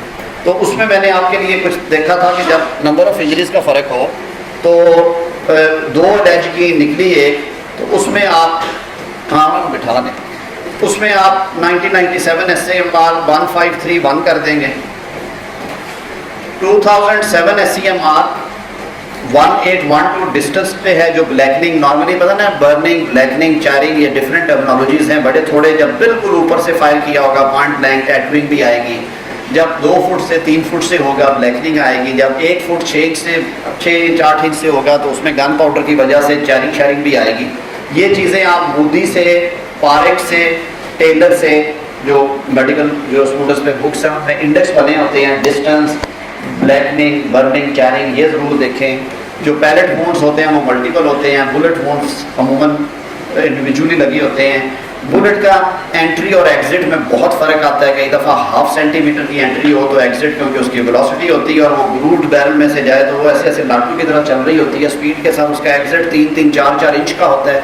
ये चीज़ें ज़रूर देखा करें। और इसमें कई दफ़ा ब्लंट इंजरी को उन्होंने फायरआर्म लिखवाया होता है, इन साइज इंजरी लगी होती है, शार्प एज, और लिखवाया उन्होंने छोटे से होता है। ये आपका अटैक बड़ा तगड़ा अटैक होना चाहिए। साथ ही आप आ जाते हैं आप विटनेसेस के ऊपर, कहते हैं कि ये विटनेसेस इसमें रिलेटेड हैं, इनमिकल हैं, और ये चांस विटनेसेस भी हैं, क्योंकि वकूआ हुआ है प्लेस डी के ऊपर। वकूआ फॉर एग्जांपल हाई कोर्ट के अंदर अगर एक वकूआ होता है तो ये जितने गवाह बैठे हुए हैं ना, ये नेचुरल विटनेसेस हैं। लेकिन अगर वकूआ हो बेदियाँ रोड के किसी गांव के बाजार में तो हम सारे बंदे नेचुरल विटनेस तो नहीं है ना। नेचुरल विटनेस तो होगा उस गांव का रहने वाला या उस गांव का दुकानदार जिसके बाजार में वकूआ हुआ है, या आप ये साबित करें कि आप शादी अटेंड करने गए हुए थे और वहाँ से गुजर रहे थे, और उस सूरत में आप शादी का कार्ड और इन्विटेशन और वो शादी साबित करनी पड़ेगी। ये वो सिचुएशंस हैं जिनका आपको फ़ायदा उठाना चाहिए। और आपको गवाह के जो क्रीडेंशियल्स हैं कि he had a reason to falsely depots against me, because एक अर्लियर केस में मैं उसके बाप के खिलाफ गवाह था, एक अर्लियर केस में वो मेरे खिलाफ इसी तरह गवाह था और वो केस झूठा साबित हो गया, मेरा उसका ज़मीन का तनाज़ा चल रहा है, वगैरह वगैरह वगैरह। और उसके लिए आपने जो एप्रिसिएशन ऑफ एविडेंस के ऊपर 2 अच्छी जजमेंट्स हैं, उनमें एक तो मैं उसे पोइट्री कहता हूँ, मुनीर खान साहब बहुत बड़ा नाम था, 1995 सुप्रीम कोर्ट मंथली रिव्यू 599 ज़रूर पढ़िएगा। उसमें उन्होंने कैटेगराइज कर दी है कौन सी रिलायबल एविडेंस है, कौन सी एविडेंस अनरिलायबल है, कौन सी एविडेंस पार्शली रिलायबल है, पार्शली अनरिलायबल है, जो sifting the grain from chaff और फॉल्सस इन ओनो, फॉल्सस इन ओमनीबस के कॉन्सेप्ट्स हैं। बड़ी खूबसूरत जजमेंट है, उसको ज़रूर देखिएगा, उसको सप्लीमेंट कर लीजिएगा 1995 SCMR 599 को एक 2008 supreme court monthly review page 6 के साथ। उससे आगे फिर आप corroborative pieces of evidence, motive को थ्रैश करें। आज नया जो रीसेंट ट्रेंड है, अगर मोटिव साबित नहीं होता तो उसको वो मिटिगेशन में ले जाते हैं। बड़ा अच्छा ट्रेंड है, एक टाइम आया था मोटिव उन्होंने कहा साबित हो ना हो सजाए मौत कर दो, तो उस पर 2010 SCMR 97 बेसिक जजमेंट आई जिसने ये ट्रेंड चेंज किया। फिर 14 SCMR 1464 भी है, 13 SCMR 1554 है, ये ज़रूर देखिएगा। और जजमेंट्स पढ़ने से पता चलता है, ये ज़रूरी नहीं है हेड नोट्स में आपको पूरी समझ ना आकर तारफ़ा मैं भी कह गए हैं, इसकी बॉडी में जाएंगे ना तो आपको मिलेगी चीज़ें इसके ऊपर। मोटिव हमेशा corroborative एविडेंस होता है, इसका साबित ना होना प्रोसिक्यूशन को डैमेज करता है, कई दफ़ा ये इक्विटल के लिए भी बुनियाद बना देता है। अच्छा जी, अब आ जाते हैं रिकवरीज के ऊपर। रिकवरीज पे जो हमने बड़ी सैर हासिल बात की है, अगर ब्लड स्टेन है, शार्प एज है, तो वो देखें कितने रोज़ के बाद बरामद हुई है। 8-9 दिन तक कौन बंदा संभाल के नॉर्मल कोर्स में अगर कोई आदमी वकूआ करेगा تو وہ خون آلود سوٹا یا چھری سنبھال کے اپنے گھر میں رکھے گا. وہ تو ظفر علی روڈ سے گزرتے ہوئے یا مزار سے گزرتے ہوئے سب سے پہلے اسے گندے نالے پہ پھینکے گا میری جان چھوٹے, یا اس کو دھو کے رکھے گا کہیں پہ. تو یہ بھی ہے کیس لا بے تحاشا کہ ڈس انٹیگریٹ ہو جاتا ہے with the passage of time, سوکھ جاتا ہے. آپ یہ مرغیاں شرغیاں ذبح کرتے ہیں, چھری 2 دن پڑی رہے, اگلے دن شام تک اس میں سے ایک آدھ داغ دھبا رہ جائے گا, باقی ڈس انٹیگریٹ ہو جاتا ہے. زمین میں کھود کے دبائی ہوئی تھی, شاپر میں رکھی ہوئی تھی, وہ شاپر ہی سارا لپیٹ لے گا خون کو, وہ بھی نہیں نکلتے. تو یہ اٹیکس آپ ضرور کریں. اور پھر جو فزکس سائنس لیب کی رپورٹ اگر نہیں ہوگی, کیمیکل ایگزامنر کی رپورٹ نہیں ہوگی کہ یہ ورکنگ کنڈیشن میں بندوق تھی یا چھری خون آلود تھی اور خون ہیومن ان نیچر تھا, تب تک وہ انکانسیکوینشل اس سے گھبرائیں نہیں. اگر سارا کچھ ہی لا محلہ پھنس گیا ہے کہ رپورٹ بھی پازیٹیو ہے, اینٹیز بھی ٹائم پہ بھیج دی تھی, نکلنے کا راستہ نہیں ہے, تو پھر آپ اٹیک کریں کہ 103 کی وائلیشن ہے, مقامی لوگوں کو نہیں شامل کیا گیا, ڈیلیڈ ریکوری ہے. اور یہ قرینِ قیاس نہیں ہے کہ یہ سووینئر کے طور پہ سنبھال کے رکھے گا اور پھر برآمد کرا دے گا 2 مہینے تک, یا مفرور رہے تو 1.5 سال تک وہی پسٹل لے کے پھرتا رہے, اس کو ٹائم ہی نہیں ملا کہ اس کو پھینکے گئی تھے. تو یہ اٹیکس ضرور کریں آپ کو. اور اچھے وکیل کی علامت میں اپنی آج کی بات بند کرتے ہوئے, بڑے سزا والے کیسز میں, سزائے موت والے کیسز میں آپ جب کیس بسم اللہ کر کے تیار کرتے ہیں, آپ کی پہلی پرائرٹی ہوتی ہے کہ ڈیتھ سینٹینس ختم ہونی چاہیے. آپ کی پرائرٹی نمبر 2 بریت ہے. اس کے لیے ہمیشہ, آج کل تو بڑا رواج آ گیا ہے, میٹیگیشن جلدی مل جاتی ہے. کسی دور میں جب ہم نے شروع کیا تھا میٹیگیشن لینے کے لیے الٹا لٹکنا پڑتا. اس میں 1-2 ججمنٹس آئیں, انہوں نے کہا کہ جو پرانی اسکیم آف لا تھی اس کے مطابق death sentence was a normal penalty, اور جب آپ نے لائف امپریزنمنٹ دینی ہے تو اسپیشل ریزنس دیں. اب وہ انہوں نے کہا کہ نہیں, جب 1990 میں قانون تبدیل کیا گیا اور قصاص دیت کے لاز آئے اور 302 سیکشن کو دوبارہ ری انیکٹ کیا گیا اور 304 کو, 303 کو, 300 کو ختم کیا گیا, اس میں آ کے انہوں نے کہا کہ 302B کے اندر 2 طرح کی سزائیں ہیں, ڈیتھ اور life. So the discretion lies with the court, تعزیر میں سزا دیتے ہوئے. اس میں پھر انہوں نے کہا کہ بینیفیشل جو ہے وہ انٹرپریٹیشن ہونی چاہیے. تو انہوں نے کہا کہ کوئی سنگل ڈاؤٹ بھی جو ہے نا, معمولی سا بھی, وہ بھی میٹیگیشن کے لیے یوز ہو سکتا ہے. یہ نہیں ضروری کہ موٹو بھی آپ نے اس کو تھریش کرنا ہے. 2014 سپریم کورٹ منتھلی ریویو 1034 ہے. اس میں جو قرآنی حکم ہے کہ احسان کے ساتھ عدل کرو, اس کا بھی ذکر حوالہ ہے. PLD 2009 سپریم کورٹ 709 ہے. جسٹس زاہد حسین صاحب تھے ہمارے پاس, سول کے بڑے اچھے جج تھے, لیکن انہوں نے بڑی محنت کے ساتھ یہ ججمنٹ دی. بڑی لمبی ججمنٹ ہے, ضرور دیکھیے. 2009 PLD 2009 سپریم کورٹ 709. اچھا, سپلیمنٹری اسٹیٹمنٹ پہ بھاگتے ساروں کو آپ کو پتہ ہے کہ اس کی لیگل ویلیو نہیں ہے, لیکن سپلیمنٹری اسٹیٹمنٹ پہ بیسٹ ججمنٹ آپ کو ملے گی 2003 سپریم کورٹ منتھلی ریویو 1419, جو ابھی اختر کہہ رہے تھے. خالد جاوید والا اختر کیس ہے یہ نوید انور نوید صاحب تھے ہمارے گجرانوالہ میں 6 دفعہ صدر بار بنے, بڑے اچھے وکیلوں میں. انفارچونیٹلی ان کا مرڈر ہوا نہ, ان کی وائف کا مرڈر ہوا. سوری, نوید صاحب تو بعد میں فوت ہوئے. اس کیس میں یہ سپریم کورٹ نے ججمنٹ دی. اس میں عام طور پہ آپ نے دیکھا نا, یہ لکھواتے ہیں کہ میں قریبی عزیز کے قتل کی وجہ سے ہوش و حواس میں نہ رہا یا غلط فہمی کی بنا پہ میں نے, تو انہوں نے کہا یہ جو ہوش و حواس میں نہ رہ کے بندے کا فیٹ ڈیسائیڈ کراتے ہیں, یہ ہم نہیں مانتے. پھر آپ کو یہ ایویڈنس بھی دینی چاہیے, میڈیکل ایویڈنس, کہ آپ واقعی اس وقت ہوش و حواس میں نہیں تھے اور آپ عموماً پاگل ہو جایا کرتے ہیں صدمے میں. تو وہ ایویڈنس کہاں سے لے کے آئیں؟ بڑا تھریش کیا اس میں انہوں نے سپلیمنٹری اسٹیٹمنٹ کو. 2003 SCMR 1419. چانس وٹنس میں کہہ رہا تھا آپ کو, جو کہ بیدیاں والی مثال دی تھی, 2011 SCMR 208 اور 2014 SCMR 1197. اچھا جی, انیمیکل انٹرسٹڈ ہم نے کر لیا. آرٹیکل 129G کے اگر وہ دکاندار پیش ہو تو آپ کا وہ خلاف جائے گا اور انفرنس آپ کے اگینسٹ ہوگا, اس میں ڈاؤٹ ملتا ہے. 2010 SCMR 846 ہے. ڈیلے ان پوسٹ مارٹم کے اوپر 2002 supreme court monthly review 1986. 2012 SCMR 327. آخری بات, آپ انجرڈ وٹنس سے ہم بڑا ڈرتے ہیں, زخمی گواہ ہے, مارے کے نہیں. اس میں بیسک ججمنٹس بہت پرانی ہیں 60s 70s کی. وہ کہتے ہیں کہ presence of injury on a person establishes at the best establishes his presence at the scene of occurrence, but it does not guarantee his being a truthful witness. زخمی گواہ کے پاس 50 بہانے ہوتے ہیں اور زیادہ گراؤز اور زیادہ ویلن کے ساتھ شہادت دینے کے اور جھوٹ بولنے کے. انہوں نے کہا کہ presence of injury on your person does not stamp you being a truthful witness, that you are in all probabilities you are a truthful witness. اس کے لیے 2007 SCMR 670, 2011 SCMR 323 اور ایک کانٹرا ویو بھی آیا ہے مکس ہے وہ 2015 SCMR 258.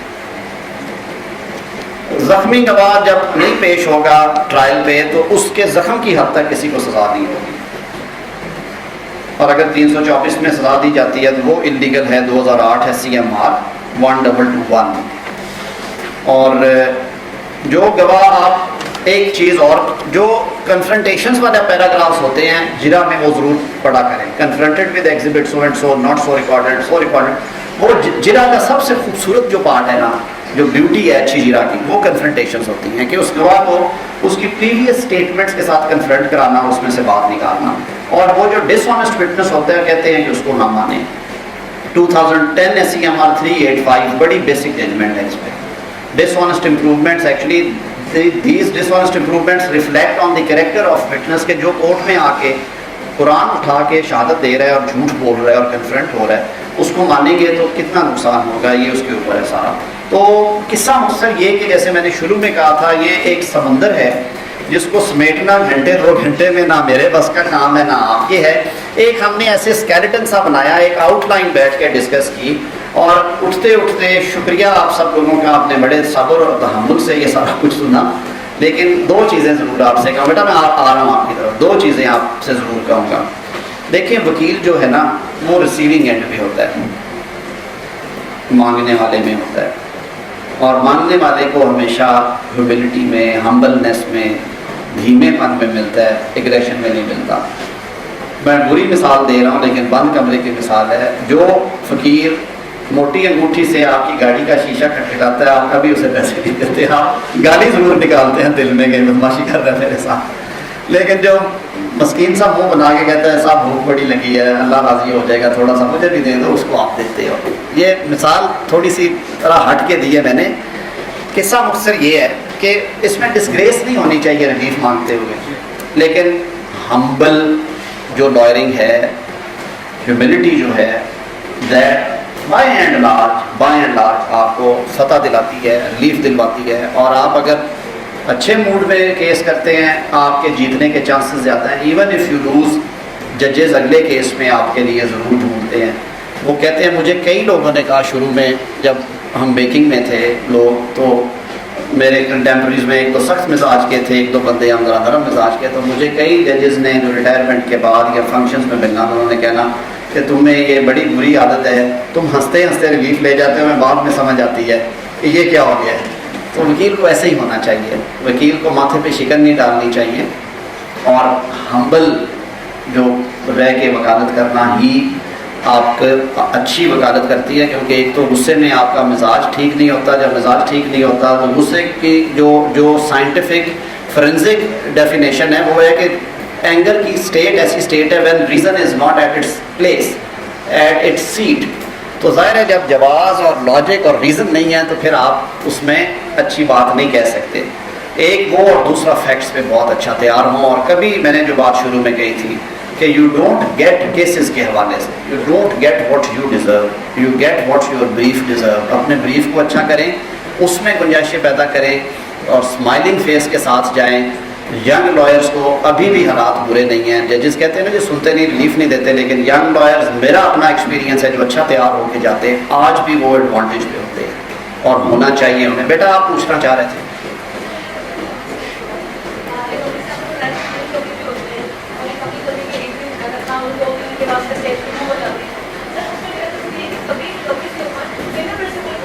ہاں وہ اس لیے کہ فرینزکس اوور آل ہی ہم نے قسم اٹھائی ہوئی ہے ہماری پولیس نے کہ فرینزکس کی طرف ہم نے جانے ہی نہیں. اب وہ چیزیں کیونکہ رائج الوقت نہیں ہیں, اور میں نے جیسے پہلے ہنستے ہوئے کہا تھا کہ ہم لوگ اپنے نکونس خود فل نہیں کروانا چاہتے. اگر پروسیکیوشن سوئی ہوئی ہے ان چیزوں کے اوپر تو اسے جاگنا چاہیے. اس کا ایڈورس نہیں آئے گا. آپ یہ نہیں کہہ سکتے کہ کیونکہ اس ریکوری پہ میرے فنگر پرنٹس نہیں ہیں تو اس نے یہ نہ مانی جائے, کیونکہ وہ رائج الوقت نہیں ہے. وہ چیزیں جو پریکٹس میں نہیں ہیں ان کا ایڈوانٹیج آپ کو نہیں ملتا. جی قائد صاحب. Sir please.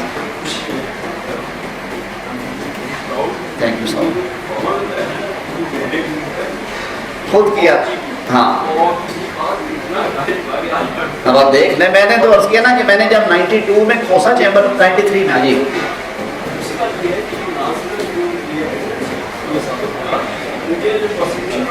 ہاں آپ نے بڑا کام کیا پروسیکیوٹر کے تو.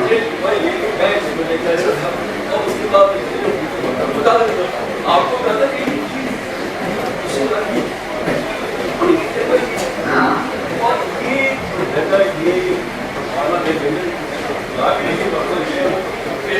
بڑی اچھی بات ہے. جی جی